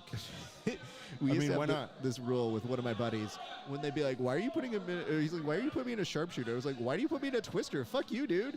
Dude, honestly, I think the sharpshooter is just way more embarrassing. That's why. It is. It's like you managed to give up that much leg position that this guy completely demolished you. It sucks though, dude. It's You devastating. have like no control, actually. At some No. point, you really just have to turn over and accept the fact that shit's your gonna get back real. might just fucking go out on you. Well, I think that's the beauty of the hold is that you also have a foot lock in there too. Yes, like in exactly. case shit It's like, doesn't well, work. if I roll the fucking wrong way, there goes my knee, and then I mean, I can't just sometimes push up in front roll. So enough about me. Do you remember ever hitting a pro wrestling move? And if so, what was that pro wrestling move? Like on anybody? Just on anybody. Doesn't have to be even when you were doing jiu-jitsu. Like, do you have a first memory of a pro wrestling move that you ended up doing? Because that's the thing. Yeah, man. Shit got wild at parties before when I was a kid in jump houses. Okay. Yeah. Oh, And that's yeah. I sweet chin music the kid. Oh shit. And then I threw him into a stunner, dude. I'm not gonna lie. Like I sweet chin music and he wouldn't go down. So I was like, you know what? Time to bring out the big boy. And you get enough bounce on one of those houses with the nice stunner grip, it's over. Did you pin him after that though? I most certainly did. Okay. And then I threw him in the corner and the fucking jumper started deflating, so then I got in trouble for it. But you know what, Okay. dude? It felt like a cage match at some point. I made it out before he did. You did, and that Fuck is that how you kid. win a You know championship. what I mean? Fuck I'm that not even kid. a survivor. I'm a winner. That was the difference. I want to make sure that you really do figure this out.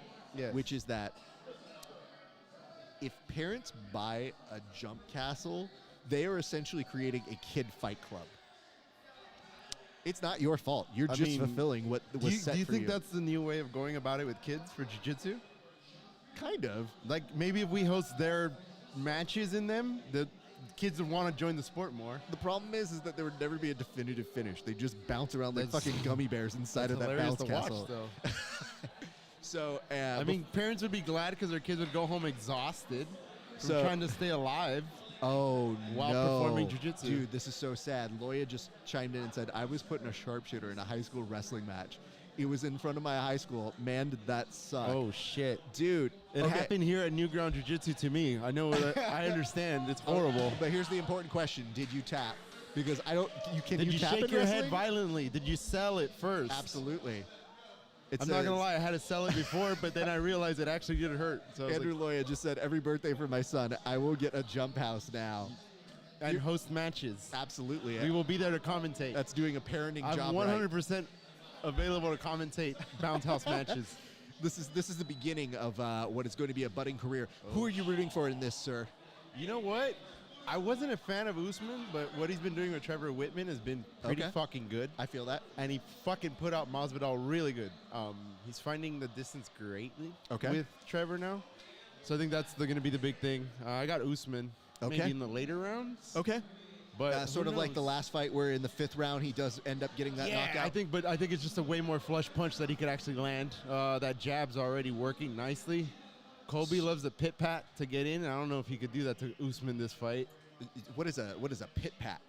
Just a little, I guess touching him. Okay. Pitter patter. Like a little mitt work type of fighting, I guess you could say. I just like you being a coach over on the sidelines being like, hit him with the pit pat. You know what? I grew up watching boxing with my Mexican family, Oh so my God. a lot of that coaching going on during the, and they would look at me like if I'm in the ring, like, you see that? He should have done this. Like, well, bro, I'm not there. Bro, but yeah, I would have done it. If you are 100%. Mexican and you've never had this experience, just be grateful because every Mexican family thinks they are all my boxers. uncles swear they were world championship boxers. Yeah. But, And Usman maybe looking for a choke here. Oh, shit. You think he strangles him? No way. Don't know about Usman that. knows jiu-jitsu now? Uh-oh. But Usman's dragging him down with He a might nice have front figured out that headlock. he could do jiu-jitsu. Uh-oh. Lets him back up for a split second here. But, man. Oh, dude. Yeah, look at that distance coverage by Usman. Not just the Amazing. distance right coverage. outside the pocket. But, dude, it's distance coverage and he's staring him down the whole way. Yes. Look at that. I don't see. Yeah, you see, that's not a normal thing Colby does. Okay, I see that. I like the idea that now we're learning a lot about Usman and his ability to fake and make adjustments in his own fighting camps. But I want to mention this. So the last his time... IQ has gone tremendously high with Trevor. But that's any of his fighters. I mean, look That's at Gaethje earlier tonight. Oof. He actually adjusted to Chandler. He was feinting him to duck the whole night, which is beautiful. He avoided the overhand right that Chandler throws beautifully with just that weird feinting he was doing. Yep. That's Trevor's work right there. Yeah, I would agree Rose, with that. too. I mean, we saw what Rose was able to do the entire time. Rose was 5 looking rounds. great in that. That was a The great judging, fight, dude. That was shit judging. I don't know what was going on there. So when you say shit judging, can you describe to me why? I do not think Zhang took that much from that fight. It looked pretty early on, but what Rose was able to shut down everything she had. So you're saying that it shouldn't have been a split. No, It should have I think been it Rose been winning it. unanimous. Rose. Okay, I saw it as a split, but I saw that Zhang was doing some really good things. That was a good connection there for Colby. That was the first real big thing that I've seen from him thus far. I think that's where Colby could be successful with those weird firefights. Yep. Because Usman is so goddamn rangy. Yep. You can't keep those arms nice and tight during the exchanges. Ooh. Like. There it is. And this is where, wow. oh, shit, dude.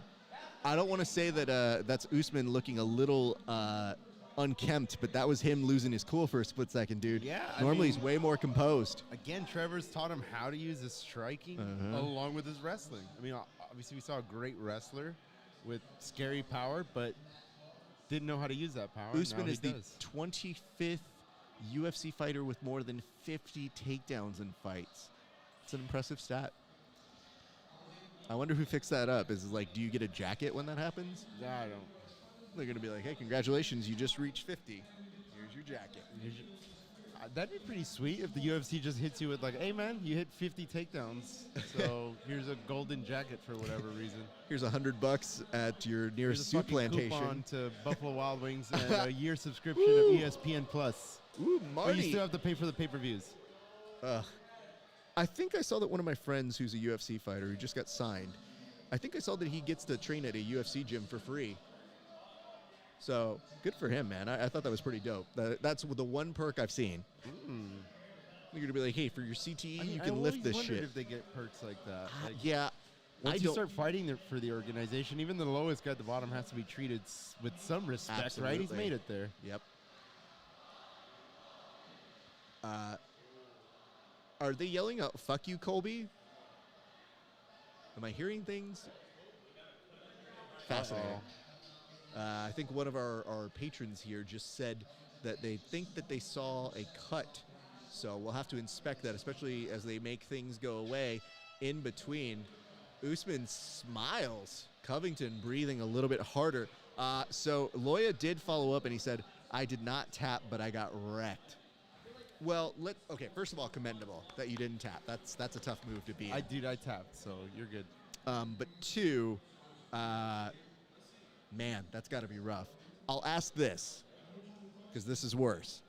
Did they have video evidence? Because if they had video evidence, that person, if that was me, you would never stop seeing that on repeat. No, dude, every year I would remind everyone that I hit somebody with a sharpshooter. I'd be like, really in a would. wrestling tournament. In a wrestling tournament, okay? I hit that move. What people say is fake, I hit in a Oh, tournament. and guess beat what? someone with. I made it happen. Guess what? It's real. It's here to stay. Is it as real Deal as with it gets? That's where jiu-jitsu is going anyway. Wrestling. Sorry. That's what Accept it is. it. Accept it. And here's the reason. Oh, no. It just said, I wish. You wish that they replayed it? That they got video footage? Or that I they don't, didn't have video footage. Because if they do, then yeah, maybe you wish they didn't. Yeah, I don't bro. know. I don't want anybody to have that footage if I'm you. Oh, no. I've got footage of me doing some dumb shit, and I wouldn't let it go. Good first round for Marty. So we'll see how the second one goes. They displayed a little bit of everything. Takedowns. Yep. Good distance control. Look at that. Dude, he's already making Colby kind of like shudder Very away, good man. ring generalship.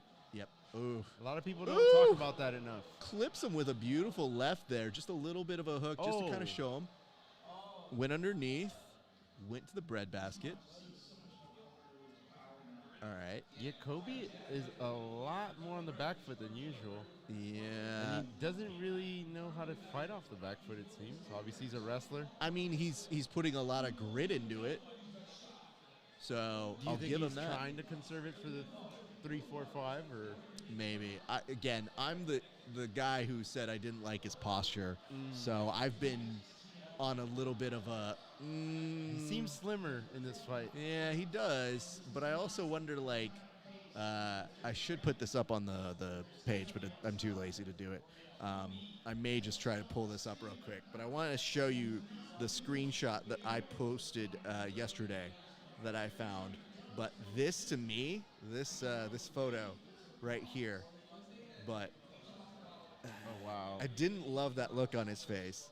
Yeah, that's a dead man walking. You look, know I'm what I not gonna mean? lie. Oh, and look at this. Andrew, you're good people. It says, I am all for the laugh, so I wish there was a video of it. Yeah, you're too good of a person. But now I know when I train with him, that's all I'm going to try and do. Yeah, dude, don't come up around here with him. Yeah. You might get cross-faced by him. But that, again, that's part By of the... made famous by Kid Pegasus. Kid Pegasus, indeed. We'll say that instead.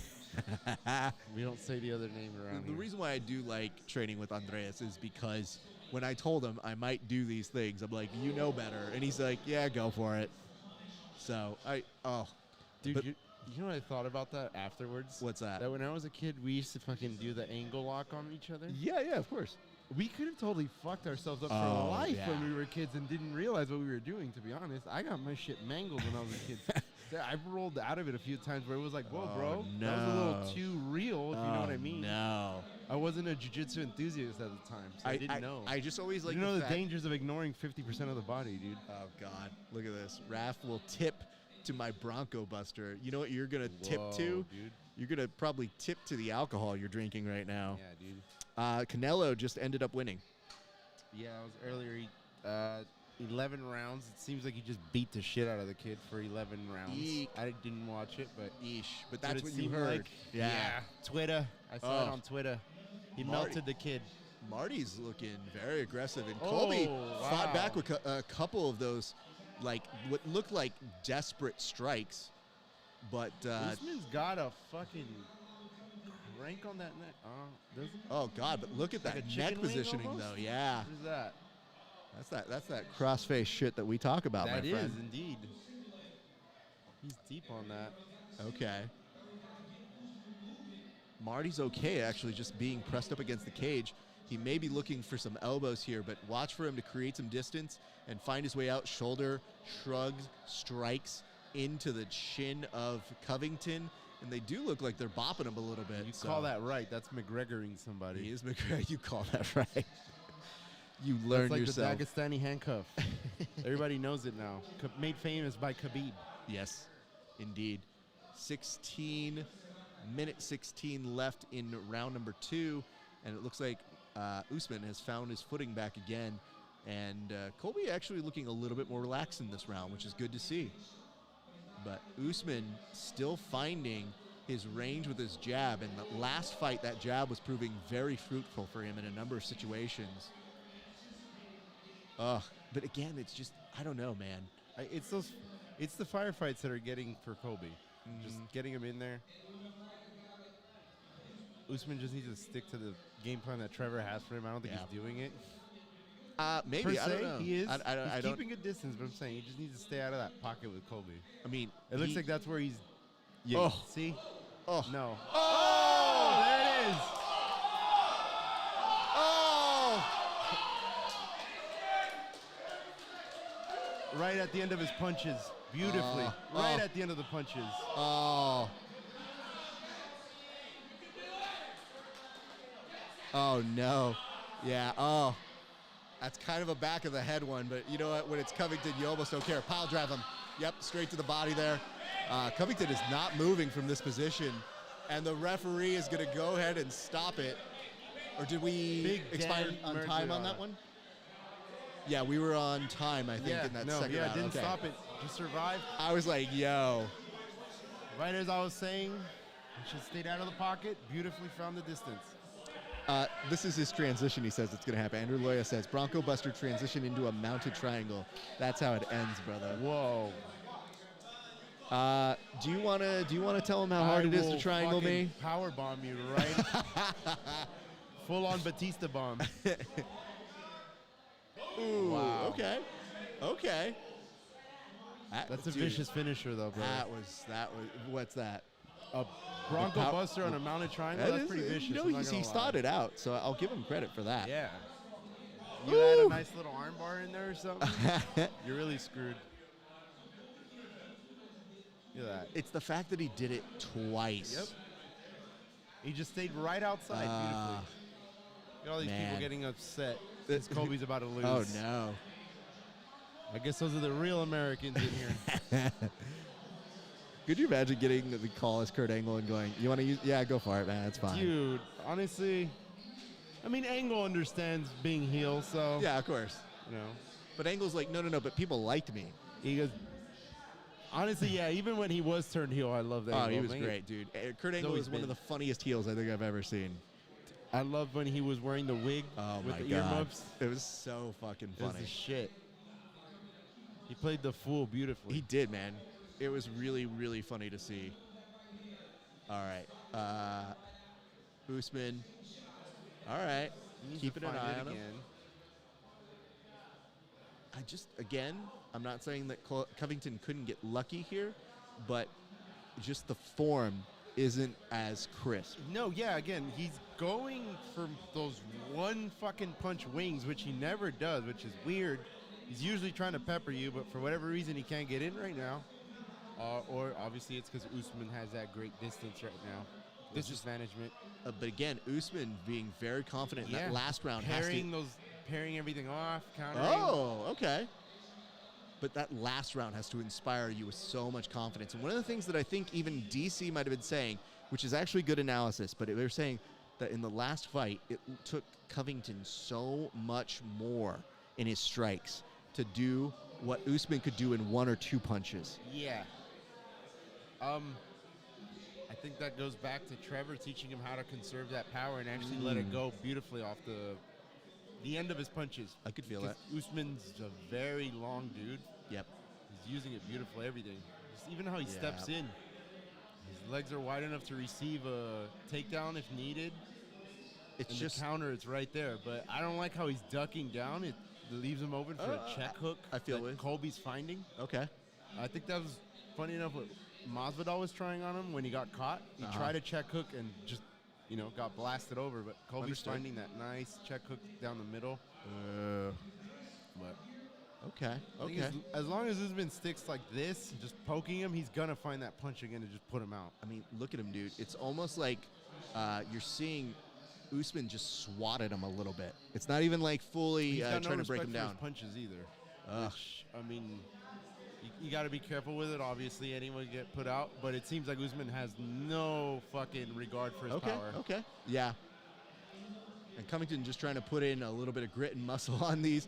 Goes for a takedown again on Usman, who, oof, yeah, ow, no thank you. I mean, I think, does this prove who's the better wrestler here? I don't, I mean, I think I'm good on making some assumptions here on who's the better wrestler. You know who's the better wrestler? Kurt Angle, who won with a motherfucking broken freaking neck. He also put the boss man's son through real glass. Dude, respect. Did you watch that one at a young age? Did that do anything to you? Because I remember watching that and being like, dude, I'm not young, but that fucking scarred me seeing Shane get thrown through that glass. I think I was just too vicious at that age to really understand how malicious it was. Yeah. I always just understood like, oh, it's fake. There's no way that was really that hard, Yeah. That is. But then I realized when I got older, I was like, oh no, this dude, like, even watching Shane McMahon fall off the fucking oh god, jumbotron, it's like, dude, okay, like now that I'm older, I'm like, holy fuck, that was very terrifying for me to watch as a child. Oh, and it could have been horrible. Yeah, and I'm like, bro, I don't even. He could have just splattered, and I would have seen that for the rest of my life. But. Yeah, and But I not also unprecedented, grew up in the hood, honestly. So I saw worse things than that. So I enjoy the fact that you're TLC like, matches were pretty tender. It was sweet to see. all right, 1 minute 6 seconds left to go in round number 3. Kobe is bloody. He's got a bloody face right he now, does or have has he just been peppered that much? He's been peppered, but it's become progressively. Oh, okay. So I'll say this right now. No matter what the result is, I know that Usman was talking about Canelo this week. I don't need to see that, bro. I think people really need to learn to respect both sports for what they are, or not even sports, really arts. Yeah. Stepping into a boxing ring is not the same as a cage. Wow. You talked about managing the distance. Oh. Okay. It's a good takedown here from Covington late in round mat 3. Return? Would that even count as a mat return? I don't know exactly how they're going to count that all the way through, but this is probably the best moment Covington has had thus far in, and all smiles from Usman, which I know. Is that a sell, or is that... Honestly, I think it's to get under his skin. I think that's more so of him saying, yeah, dude, that didn't do shit. Yeah, he had 10 seconds to try to steal the round, and it ain't And I gonna work. think that he's actually telling the truth. I think that's a truthful tell, not a uh-oh. What's Usman's body language telling you right now? What do you think? It's telling him, dude, he's just a champion. He's feeling good, man. Yeah, he looks relaxed. Oh, look at that breathing, championship breathing, That one is might champ say. breathing. Not gonna lie. He's probably even taking a little bit of a nap in between rounds. Do you think he talks to himself very calmly the way he takes interviews? I hope so. Like, do you think he's telling himself like, Usman, you're a champion, man. Usman, you could beat got Canelo. this. You got this, bro. You're the best. You give red panty nights to people, and you don't plagiarize your lines. God, Red Panty Nights. God, that it feels like forever ago now. Of what? Of when Conor McGregor used to be important. I mean, he's always important to some people. He's one of those guys you can always, pull back from the Rolodex and reference. That's true. The people, they love the Conor McGregor. Until they don't. Round 4. So far, Usman's fight, that was the best round for Colby Covington in that last few, maybe minute, one might say. But it still could be telegraphing enough that, maybe Covington's coming a little more alive right now. But you mentioned something that I still want to harp on here, which is Usman's distance management which is part of the reason why I think he's smiling. Like, he's getting these shots, but he's like, okay, cool. When I'm really, really pressed on you, I just slide out. And we say that as Covington finds a few good hits right there. If he's been able to eat one of Colby's punches, only he knows. Yeah. If he ate a full punch and didn't feel like there's much on it, well then he's taking that fucking real estate easily. Well, also, that's what it seems like. He's just walking in on Colby's, all that footing. I love this too, and you see it in the smiles, but when he's finding the different jabs here, the way he's moving is really cool. I do like the fact that as he's swatting those jabs, you'll find he'll move slightly to the left as he jabs out. Nice shot to the body there. He's setting up that same right fucking hand. He's trying to come up over the shoulder.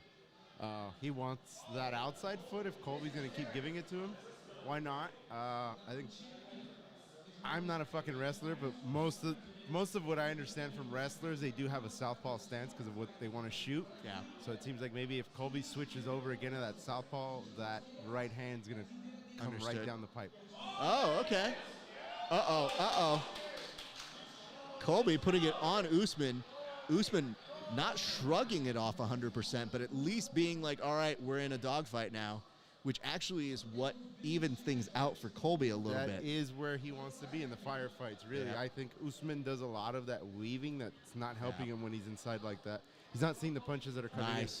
Nice again, overhand left I there. said earlier, Colby likes to use those short fucking punches when he's inside. Mitt-work style punching inside. There it is.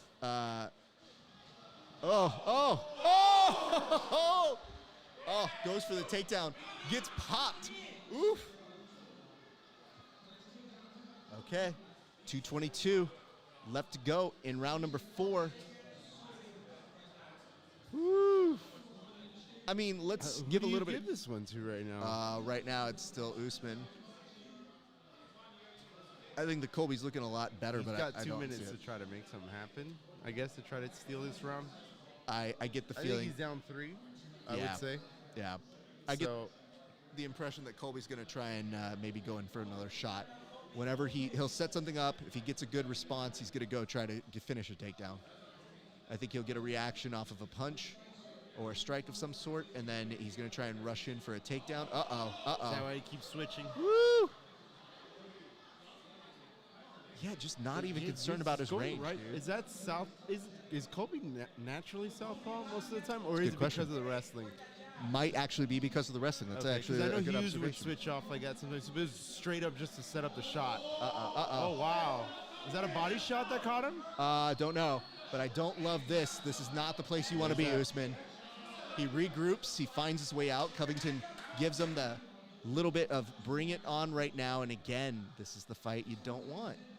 It doesn't even look like it's super phasing Usman, but you don't want to leave that chance where that leaves it open for him right there. No. Staggers him. I don't understand why he's getting into those pocket fights. Like, there's no need for it. You got a great jab. Use it. Fascinating. There is 50 seconds left to go in round number 4. That uncle right now. You should do this. I'm not telling him Trust it's an me, dude, expert I'm a level. white belt. Ooh! This is an interesting takedown. He almost went for that ankle pick down there, but he's pressing up nicely against the cage. He's probably going to start to Randy stomping on the Couture foot. him. Yeah. But look at this over again with these shoulder shrugs. Ugh. I'm telling you, dude, that old McGregor move.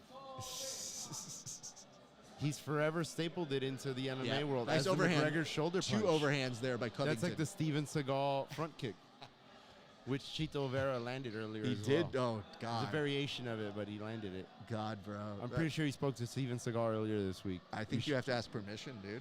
Yeah, there's no way he's allowed to just use that. And the crowd is getting amped. Okay. Did he rock him at the end of the round? He might have on that Gave one. him a little buzz. As they go to repair Covington right now, this primal moment for him. Yeah. It's really going to be like, dude, this is your time to shine. You really got to make something happen here. Yeah. It could be 2-2. It could be. It very much could be.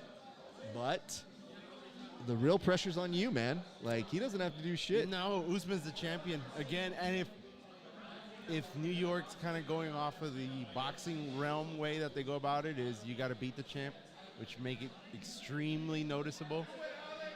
But then again, these New York judges are really weird, so who knows what they're seeing. Yeah. I think I have it 3-1 at the 3-1? moment. Okay. 3-1, but all right, Colby here we go. looks like he's ready to go. Final round. I don't want Usman to play more into his game. No. I want him to stay come on back the in. outside, jab, Yep. poke him, work for a takedown and smother him if you can right now. Prove that you're the better wrestler, obviously. I would love to see him be a blanket on top of a fire and putting it out. And I think that would be you're a something champion. great to Prove see. why you're a champion. Why, you already put this guy out once. No need to go out there and do it. Yep. I mean, if you can, you had it earlier. If not, he's not going to find it getting into a firefight. Yeah. That's for sure. If he gets caught, it's because of that. Yeah. Okay, 4:33. Covington's already started a little bit more aggressive on this round.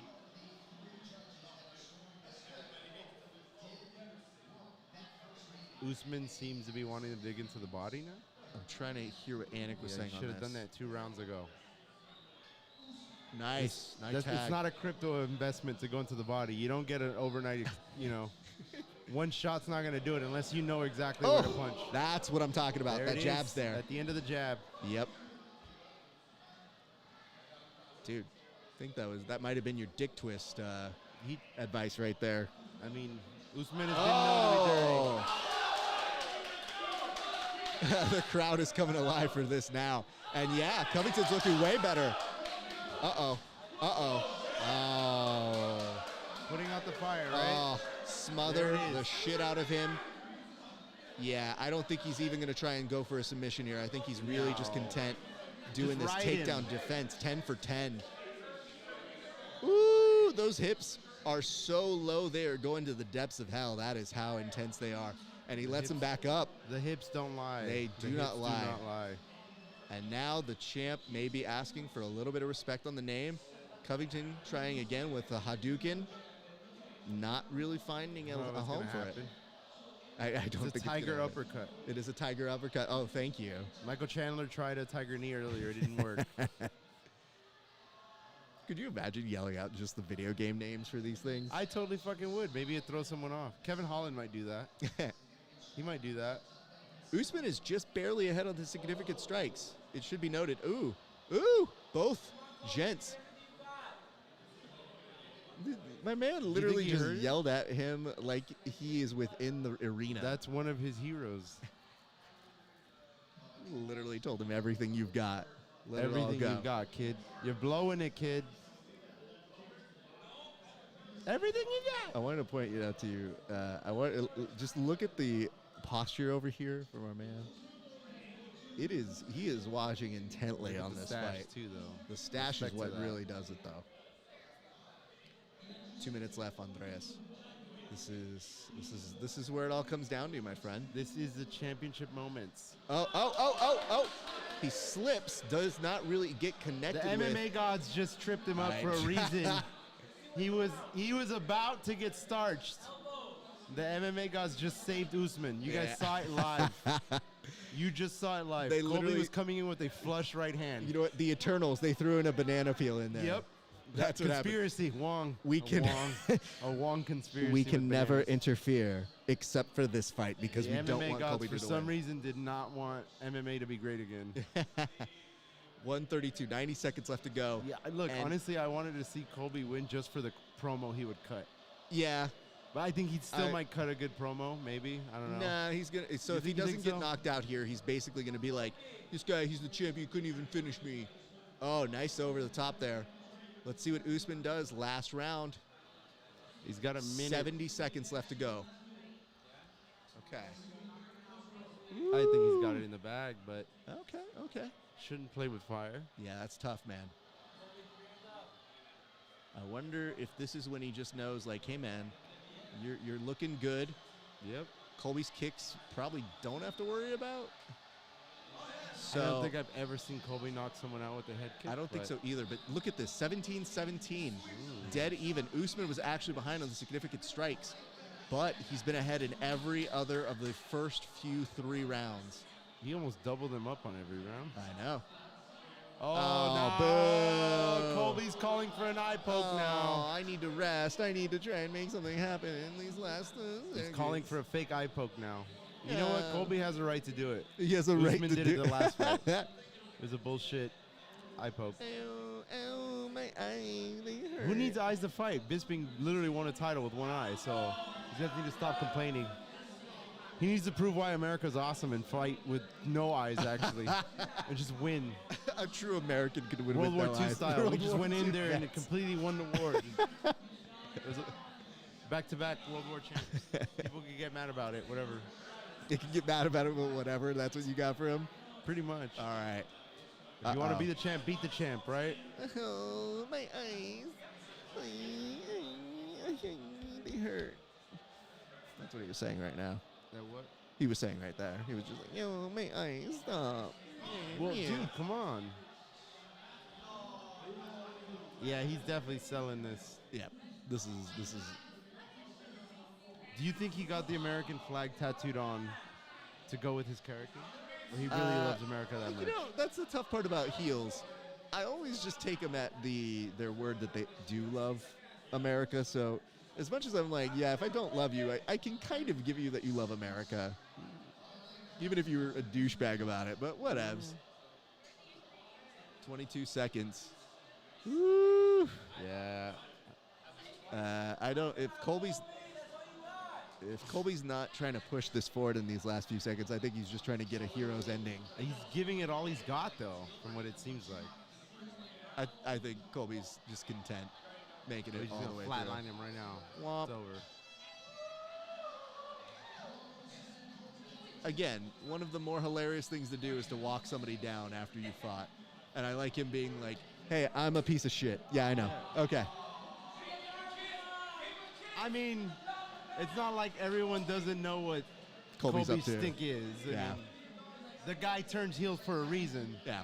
I mean, we tuned in to see him get knocked the fuck out, right? I And that mean, was a we're not great fight. going to deny it. It was a great fight. All things considered, though, still a good fight. Yeah, it was a good fight. It was a maybe solid fight. And a little Usman more was not tense and boring this technical. time. Yes, very technical.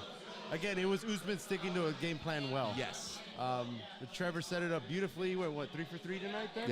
Yep. Yeah, 3 for 3. Look at Trevor this. Whitman just with the sweep. Woo! Round 2, some highlights for you guys. So let's hear what you guys have in the comment section. Let us know what it is you thought. Sorry, I'm over on this camera. I forgot we got 2 cameras coming up over this way. All right. Is that my cue to leave? Not yet. We're going to get you out of here after they read the score. But I want to ask you this. Yes, sir. Where can the people find you if you wanted them to find you? Me? Yeah. Oh. Don't you have a band? Yes, I play in a psychobilly ska band. We are called The Gritty End. If you've never heard of that kind of music, you can go check us out at _Gritty End. I think you'd like it if you watch this live. I am at Anders Clegane. I post a lot of random shit that I do. I don't know. I love horror. If you want to chat about horror on there, I'll do that as well. I like that as a thing. I like that you really invest in horror. So what do you do the day after Halloween? Is that a day of Dude, mourning? I keep it real, dude. Every day is Halloween. There's a fucking Halloween mask in my car right now. I mean, I don't know. It's just like there's some people that love Christmas. There's some people that love the 4th of July. Some course. people love Easter for whatever fucking reason. But, I mean, my thing's Halloween. And you look cool as shit wearing things like it. Like, Halloween stuff just looks cool, to be honest. Like, Yeah, that's fair. Really, do you want to wear a shoulder pad ugly sweater? Like, no, but if it has a gremlin on it and it looks cute, you're going to wear it. So why not? Of I got course. fucking bats on my arms and shit.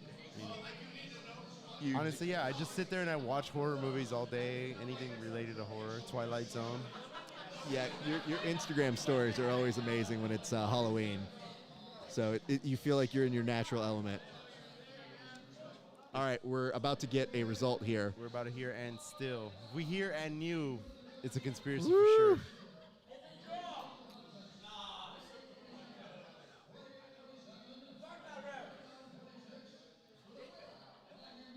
And it does look.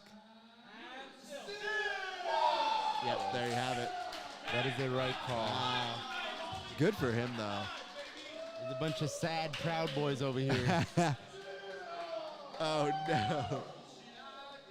The Sad Boy Hour starts now. We're about to hear what Usman has to say to Joe Rogan. But again, tell us what he whispered, Usman. Oh, he's crying. so he's also been talking about retirement in a very open discussion. I mean, realistically, the guy's cleared the divisions, and he's already put 2 guys out of a trilogy fight, pretty much. I mean, what are they going to do? Try to do Masvidal with him again? There's no way. I think he just called out Kazmat.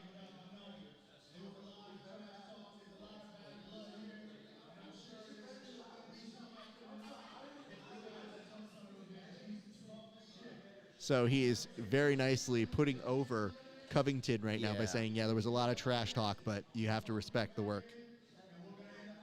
I mean, you have to. And again, we all understand why Colby did the heel turn, and a lot of people don't understand it. No. It's great. I enjoy it. If you're taking it personal, it has nothing to do with you. Yeah, Obviously, you're not the one stepping in there.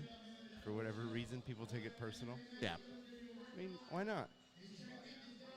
Would you watch the fight if I just told you, hey, dude, there's going to be 2 really good fighters? And they'd be like, I mean, cool. I If I would. tell you there's this dude that talks a lot of shit and is, maybe mildly racist, do you want to see him get his ass beat? Yeah, sure. People want to see that instead. Uh-oh. He has bad knees. Come on. The guy says he could barely run. Barely walk. Uh-oh.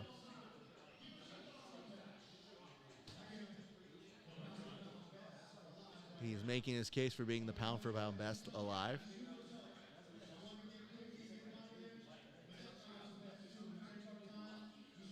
He's like, all right, we take our time, we stay calculated, which we can affirm. True. That's what champions do. I mean, we saw Rose cover up her 19 win streak, though. Could you imagine if this dude stopped when he took that first loss? Because that was very early in his career. That does mean we're He would likely not going to be hear there as no one of the GOATs now. Yeah. To be honest, you kind of got to give it to him. He belongs up there with the talk of one of them. Okay. Don't know what that was about. I'll probably find out more about it later. Let's hear Colby's. Yes, he's going to wander on over to Colby. And Joe's putting him over and saying, hell of a fight. Why is he so good? Why is who so good?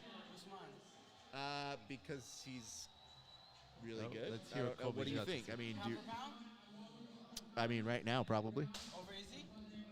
Over Izzy? Yeah, I think so. I think I've seen a little. I think he's probably right there. I mean, Izzy's great. I think the hard part is you have to dock him as much as you have to almost respect. It's a high-risk maneuver to go up a weight class but not finish the job. So I respect it, but I saw a few holes that I go, I don't know, man. Yeah. I don't know who at 170 is there for him, though. Yeah. Like, what, are we really going to bank on Hazmat Chimaev? Like, or Leon Ed? I don't think it'd go any different with Leon. No. I don't think that's going to be any of the issues that are happening Like, there. Leon almost got put out by Nate. I mean, not going to be a dick about that. In that 5th round, too. That was fucking it's like dicey. you're winning the 5 rounds of beating this guy's ass, and then you still almost get put out. You get put out with Usman now. Well, my friend, thank you so much for joining me. You're a gem. I really always appreciate training with you. Go heal up and enjoy the rest of your night. Thank you so much for doing this with me, Thank sir. you for having me, dude. I appreciate it. Till next time, guys. Until next time, go enjoy yourself, sir. All right, guys, we're going to make this nice and sweet right now because I am tired as fuck, and I got to be back up here by 6 a.m. again tomorrow. Here's what I'm going to say. Thank you so much for tuning in. What's that? We're going to keep this out because we resume it tomorrow. But thank you, my friend. I appreciate that.